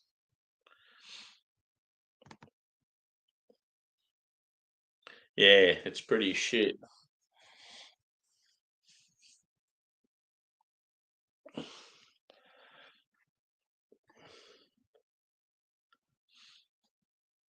Yeah.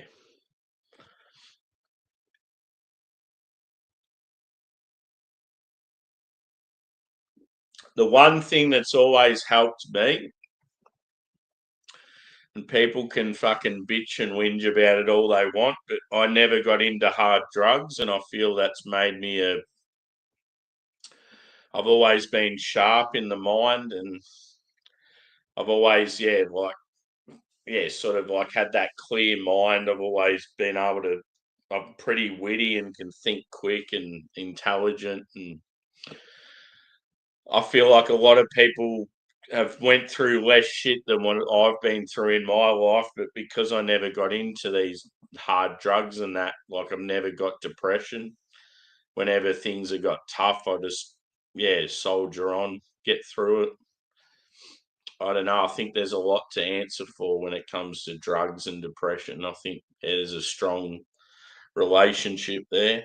I've only ever drank and I mean, I've yeah smoked a bit of weed and stuff over the years, but never got right into it.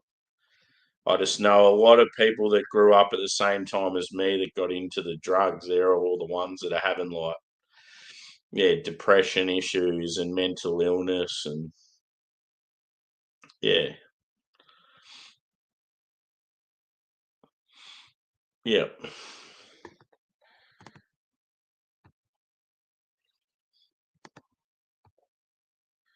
But yeah, I've always had that confidence where I'm not afraid of people, but that a lot of that just comes from being comfortable in your own skin. But obviously, I've done some martial arts and stuff over the years, and I've always been fairly strong as well. So that helps. I'm not the sort of person who'll just pick a fight for no reason. I just only use sort of self defense if I have to.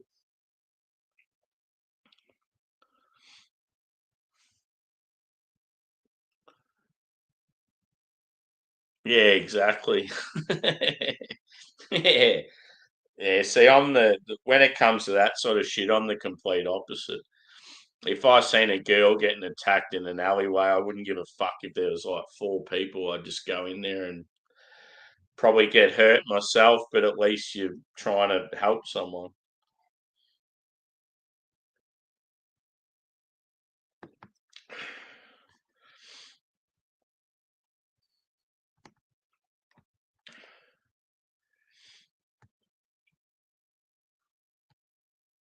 Yeah, there's a lot of relationships now where you'll see a male and female of that sort of young 20s age.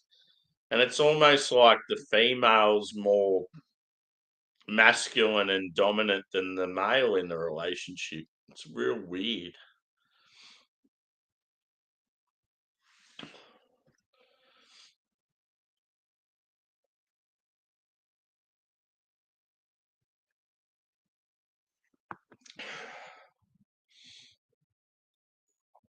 I can easily say between these 4 beers, now that I've tried the first 3 again, the West Coast is definitely number 1.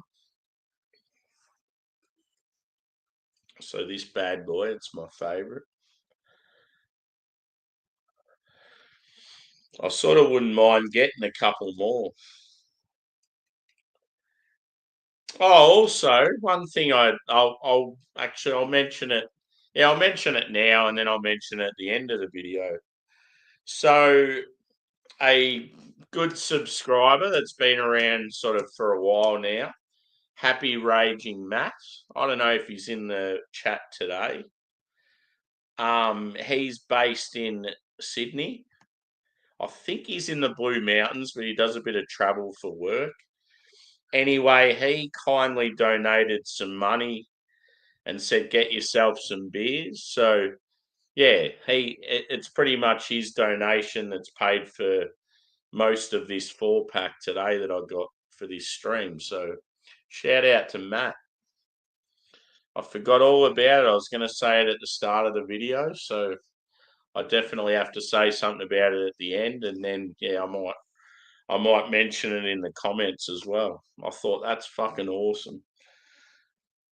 Yeah, it was like because he donated some cash, and yeah, it's like I said to him, "Do you want me to get anything in specific? Like, is there something you want me to try?" And he's like, "Nah, not really." So I thought, well, he's from Sydney.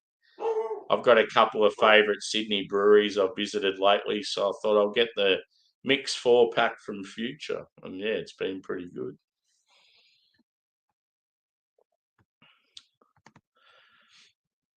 Jack, welcome in. I don't think I've ever seen you before. Yeah, one drop stuff's good, dude. I'm not a huge fruit sour guy, but I feel like their fruit sours are definitely the best in the country. And yeah, I'd have them up there with anyone around the world. I've tried many fruit sours from America, and I've tried Vault City from the UK, and yeah, I hold them sort of right up on the pedestal. Very, very impressive. They do some good stouts. Sometimes they can be a bit too sweet. Um, their IPA game's pretty good too. Good people. I need to get back to the brewery someday. But yeah, whereabouts are you based, dude? Are you a Sydney sider?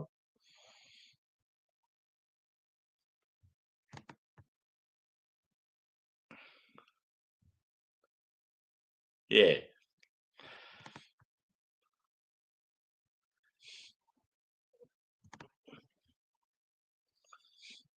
Cheers, Daniel. Good to see you, brother. Yeah, Sunday afternoon here. Still, it'd still be Saturday for some folk, but most people would be into Sunday by now. Yeah, cool, dude. Yeah, so I've been to Sydney and done the whole inner west brewery scene there. I think 3 times now. The first time I did it, I did One Drop and Slow Lane, and yeah, very impressed by both of them, especially Slow Lane. I actually really enjoyed it there. I think because it was probably more laid back, and they had a heap of different styles. So yeah, I really enjoyed it. I just recently went back to Sydney, and because I went to the Parkway Drive gig at the Sydney Opera House. So yeah, I thought, well, fuck it, I'm going there for that gig. I may as well do the Inner West brewery scene again. This time round, I checked out Future for the first time, and yeah, I was blown away by them. I'd done Bracket in their previous location, but not the new one. So I did them again. I did Kicks. I did Grifter again. I did. Where else did I go? Oh, I think it's called Chebbles Burgers, Chebos or something like that. That was awesome, like a smash burger place. Um, I wanted to go back to White Bay, but yeah, just didn't get time.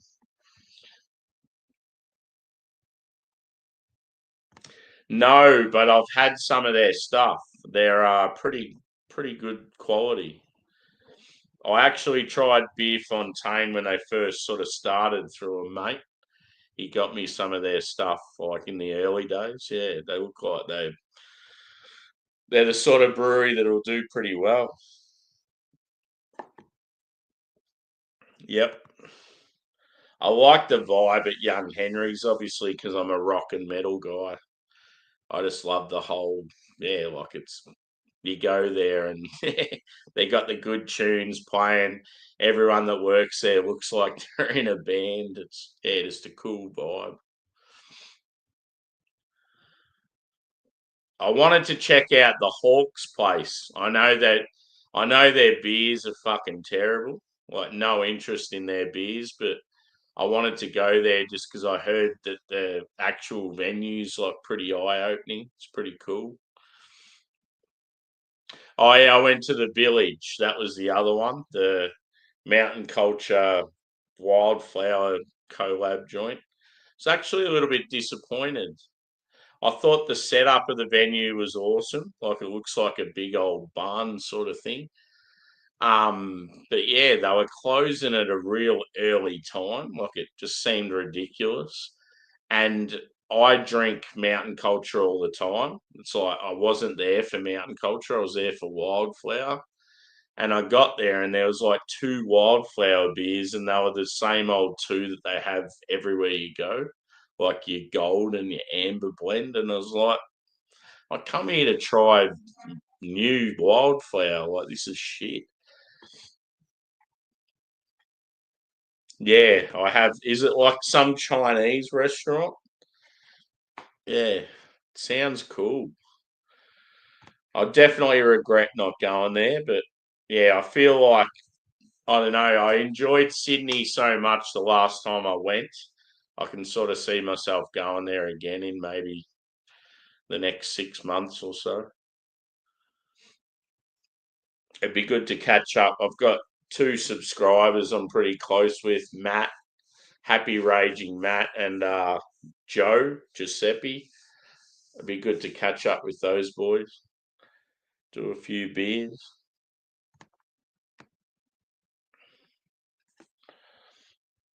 But yeah, I was very impressed by Future and Bracket and Kicks. One thing that impressed me with Future is like the dude himself, great bloke. Yeah, real go getter. He's doing collabs with some real awesome breweries. I enjoyed the fact that they had so many different styles and they were all of like high quality. The brewery itself was pretty cool. I feel like I was just there on a really quiet day and I was there pretty early. Um, yeah, Bracket was different because it was at a different venue. Um, the actual family dudes weren't there. The first time I went there, they were there, and I was chatting with them heaps. This time around, it was that main venue manager guy. Seems like a good bloke. And then Kicks impressed me. Just I don't know if it was a husband and wife team or like they were just workers or whatever. But yeah, they had a good synergy and like real good customer service. And yeah, good mix of beers there too. Like they had a heap of West Coast leaning stuff, and then they had like Czech pilsners and Czech dark lager. I was like, this place is cool.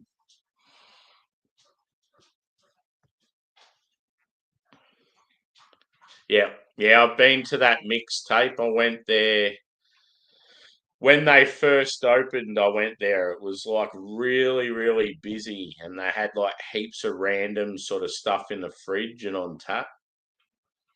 Is it an actual brewery? Like, do they do their own beers, or is it like a bar where they have sort of mixed stuff? Because yeah, when I first went there, it was sort of really, yeah, it was like no one knew what it was about.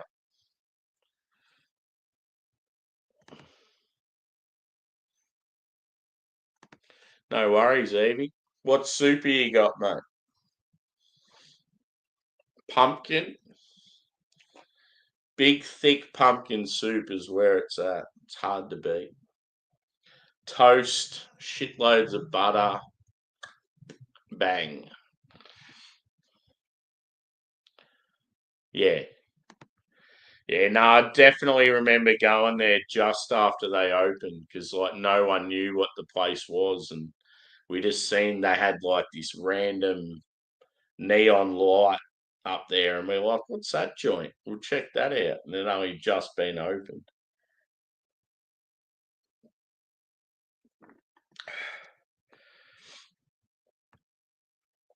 And yeah, I wanted to do what's the main craft venue in Sydney? Well, there's probably a few, but like craft beer bar sort of thing. There's one in particular. If you name it, I'll be like, "Yep, that's the one." But yeah, I did Hotel Sweeney's, the craft rooftop. I did that on the morning I was coming back to Melbourne. And that was pretty good. Um,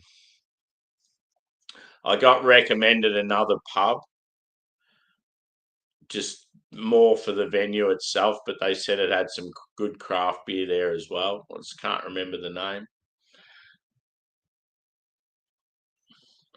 But yeah, the craft bar that I always hear about it when you hear of like venues doing tap takeovers and stuff in Melbourne, the Sydney equivalent's always that particular place. I just can't think of the name. It's sort of just out of the city, I think. Like it's in the city, but like just out of the main stretch.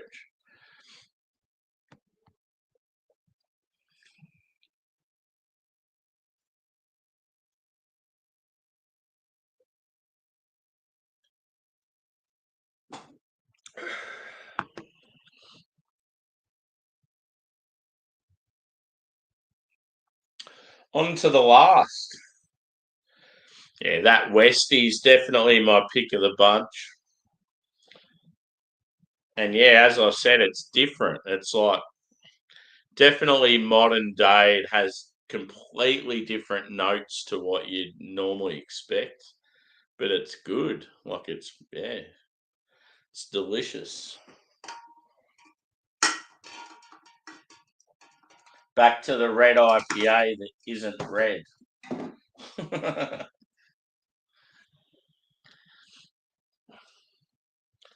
So much promise with this beer, and yeah, just the appearance. The appearance and slight taste of the malt just lets it down.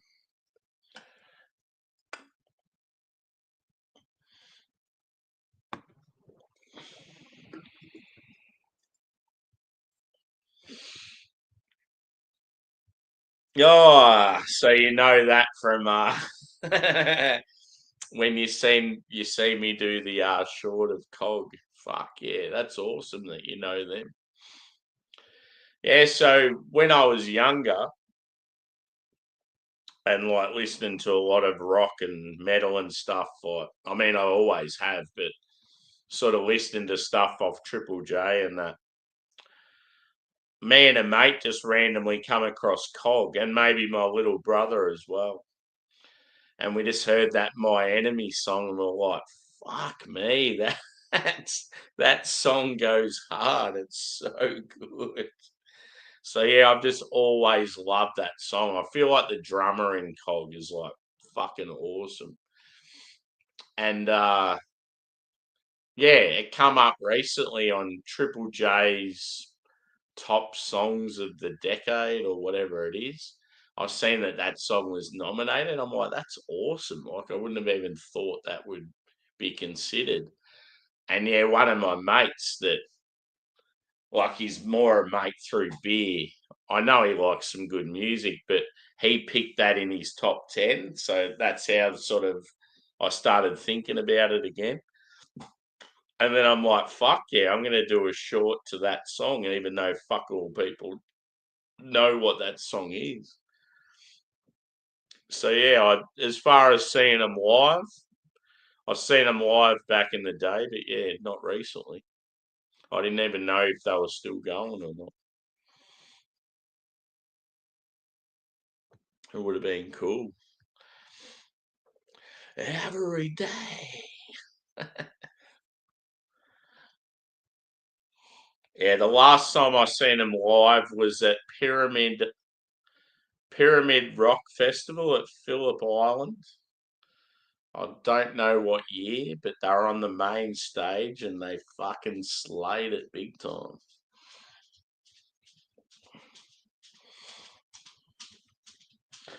Yeah, they had like Grinspoon were there. Can't think who else was there. It was a massive event. It was just rad because it was at Phillip Island and you camped there and stuff. It was real cool. Hilltop Hoods were there.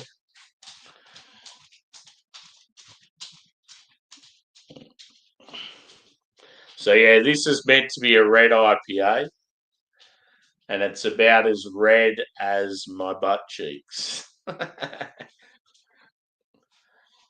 It's like more like a Westie. So yeah, it's not oxidized or anything. It smells good, tastes all right. Still lively carbonation and that. Just think that yeah, they just didn't quite get like the malt bill right. It's a little bit sort of unbalanced to be a red IPA, but yeah, it's still a nice beer. Smith Street Band, fuck yeah. I'm trying to think of a song of theirs. Now you put me under pressure.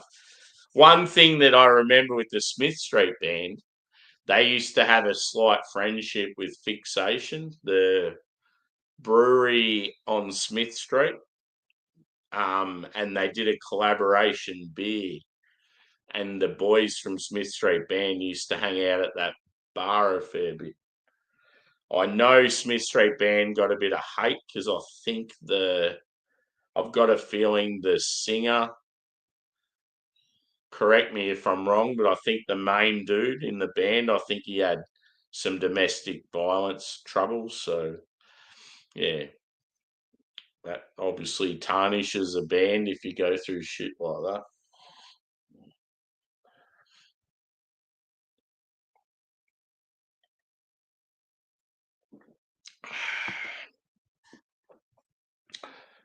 Yeah, I know their stuff. I just can't think of a song off my.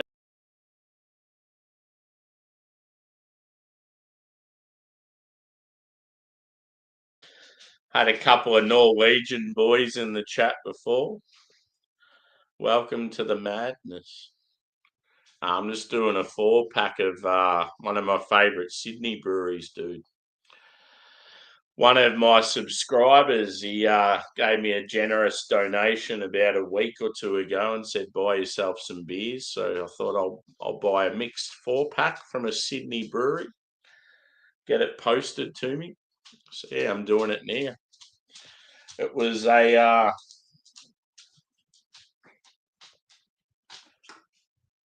Mexican lager, or Mexican Pilsner, should I say, called Taco Pills. And then it was a double dry hopped hazy pale called Fuzzy. And then the other one I've dropped down deep, so I need to find it.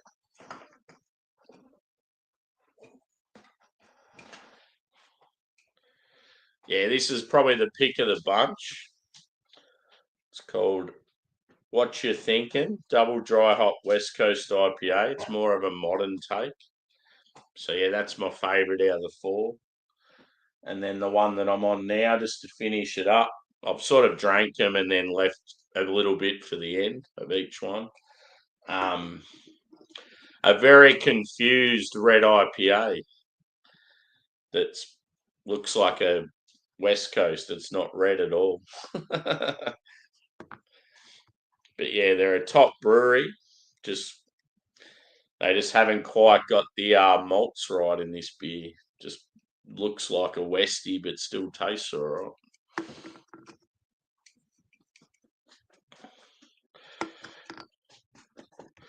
Good to see you, brother.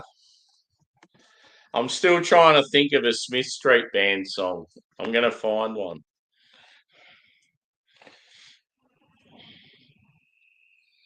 I'm sure on my work playlist I've got a couple of their tunes in there.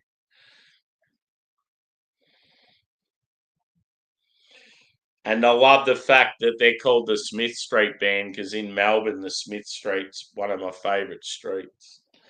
It's fucking awesome for like craft beer and food.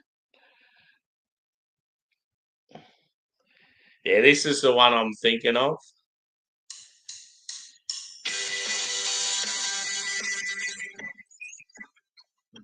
We don't want to copyright.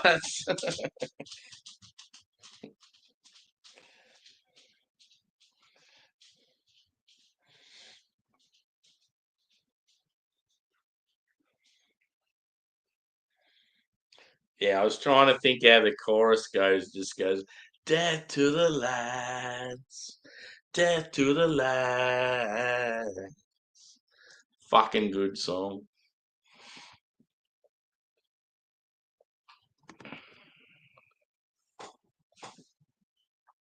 Yeah, nah, they were New Zealand, dude. I fucking love them. She had. They are fucking awesome. I've hung out with Jonathan in real life and got on the beers with him. Fucking legend. They're like live, they are so exciting to see. So yeah, people think they were Australian because they lived in Melbourne and they spent a lot of their time here touring and that just because more audiences and stuff. But yeah, they're actually Kiwi. Yeah, they changed their name to Pacifier when there was sort of some conflict going on with like Afghanistan and those countries, but then they changed back to Shihad because it was too the wording Shihad was too close to jihad and they didn't want to like sort of cause any drama. Funnily enough, um, John converted to Muslim. But yeah, real good dude.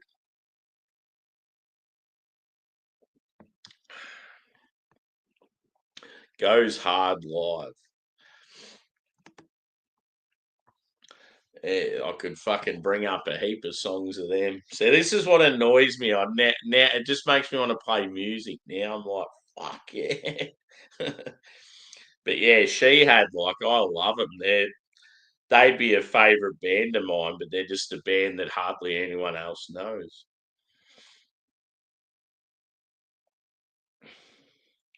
One of the greatest riffs of theirs that everyone knows. You ready for it?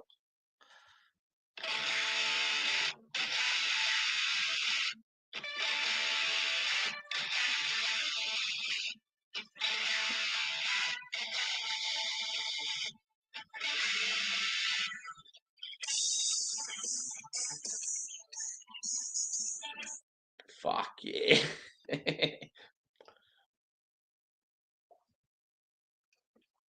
And one thing that I love about John, he's fucking tiny. Like he's probably like up to about here on me, real scrawny, but his stage presence is like he's this fucking giant. Like and like yeah, you've got the drummer's like real sort of like big fucking massive unit, slight bit of Maori in him, just banging the drums as hard as fuck. The bassist is Maori, and then the guitarist is the same as John, like scrawny little white dude with like big fucking white hair. They're just such a good band. I love them.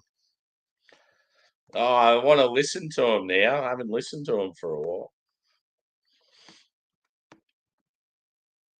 I'm assuming you were a fan. They had a song called The General Electric and it just went off live.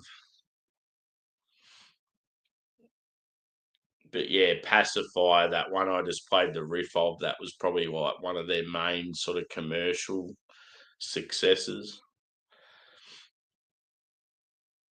They definitely had potential to be really big, but I know they had a lot of trouble in America when they had the name She Had.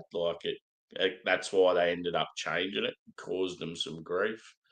But then because they changed the name, then a lot of people didn't know who the fuck they were, and yeah.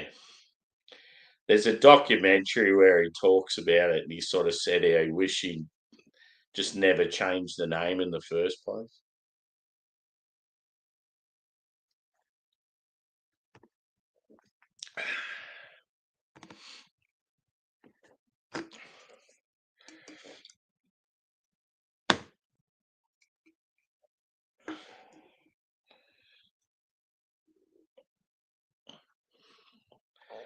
Yeah, the thing that made me get into She Had real hard, like I was already a fan from the get go, but at Big Day Out Festival. So Big Day Out Festival was a massive like rock, metal, alternative. It even had dance music. Like a festival back in the day in Australia. It was probably one of the biggest worldwide festivals. It was quite renowned. It was fucking huge in Melbourne and Sydney and Brisbane. And anyway, it was around the time when I was finishing school and then just after school. I went to it about probably 5 or 6 years in a row. I loved it. It was like one of the best days of the year. Anyway, there was a year, might have been one of the earlier ones I went to. Frenzal Rom were a massive Australian punk rock band, and they had a fair following, and they were playing on the main stage during the day. So they were one of the sort of bigger bands there, but still nowhere near as big as I think they had like Chili Peppers and Foo Fighters and a few other bigger bands playing at night. But yeah, Frenzal were on the main stage during the day, and the singer got a real fucked up throat and couldn't sing, and they had to pull out. So She Had was sort of like this upcoming group, and they went, "Oh yeah, we'll put She Had on the main stage in place of Frenzal Rom and see how they go." And they fucking killed it. Like they were that good. They were nearly like the best band of the whole day, and like no one knew who the fuck they were. So yeah, that really, I think that really set them up. Like their career really took off after that. It was just cool to be there and be a part of it. Like I was right up the front, and I'm like, "Fuck, this band's awesome."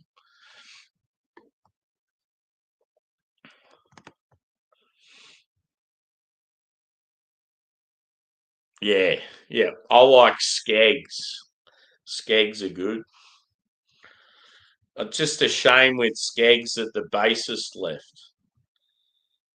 I reckon I don't know what's happened. I feel like the two main dudes in Skeggs have had a fight because yeah, like Toby, the bassist, they both used to sing and they both taken turns of playing like singing and playing guitar or bass. And maybe it was a creative difference or something like that, and they've had a blue, I reckon. But they tried to say that Toby just didn't want to be part of touring anymore. He just wanted to be at home and relax and concentrate on his videos and because he does a lot of production and I think he does surf videos and shit. So he's sort of got other fingers in the pie. Um, yeah, and then all of a sudden he leaves the band and he's all emotional and all this shit. But then I thought, well, yeah, if he wants to come back to the band, he's probably welcome because it sounds like they've gone left on good terms. And then fucking 2 or 3 months later, he's in another band. I'm like, what the fuck's going on? So yeah, I feel the fact that he's in another band, something's obviously gone wrong. I reckon they've had a blue, and yeah, it's like, well, I'm not fucking working with you anymore. I'll go somewhere else.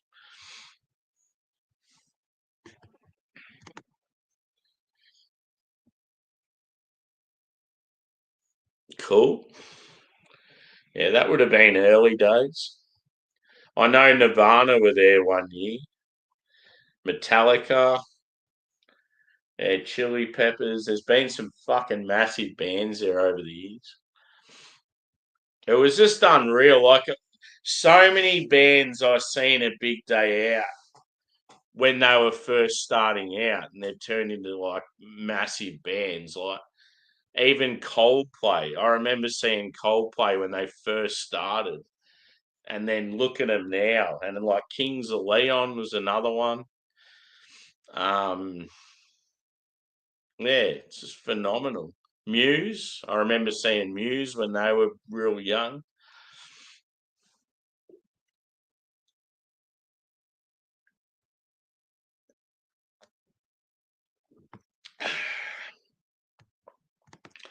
Cheers, Albo. Good to see you, brother. Heineken. What's going on there? You've changed. No, nothing wrong with going with the macro every now and then. The Strokes, yeah. Do do do do do do do do do do do do do. Fucking oath.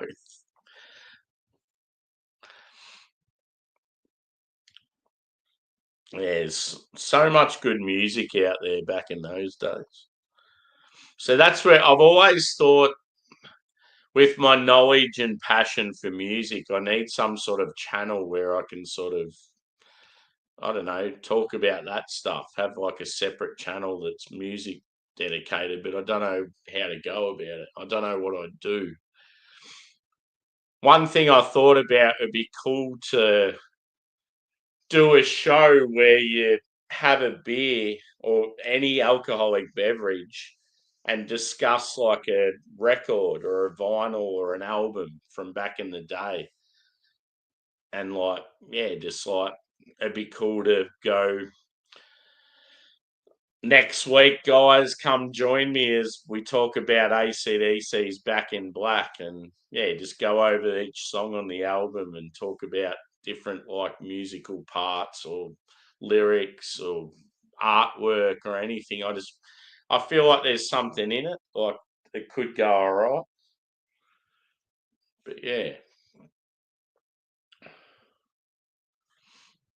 because yeah, obviously I'm as passionate about music as I am about beer.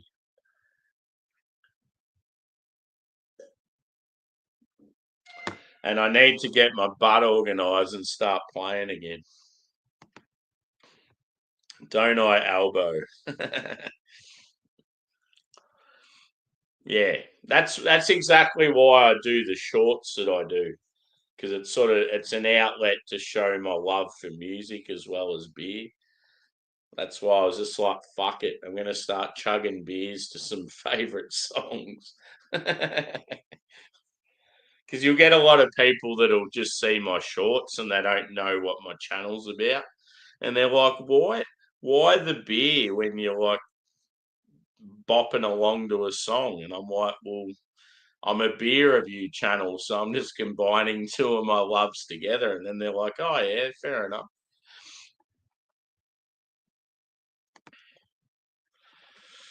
But yeah, I think on that note, I'm going to clear out.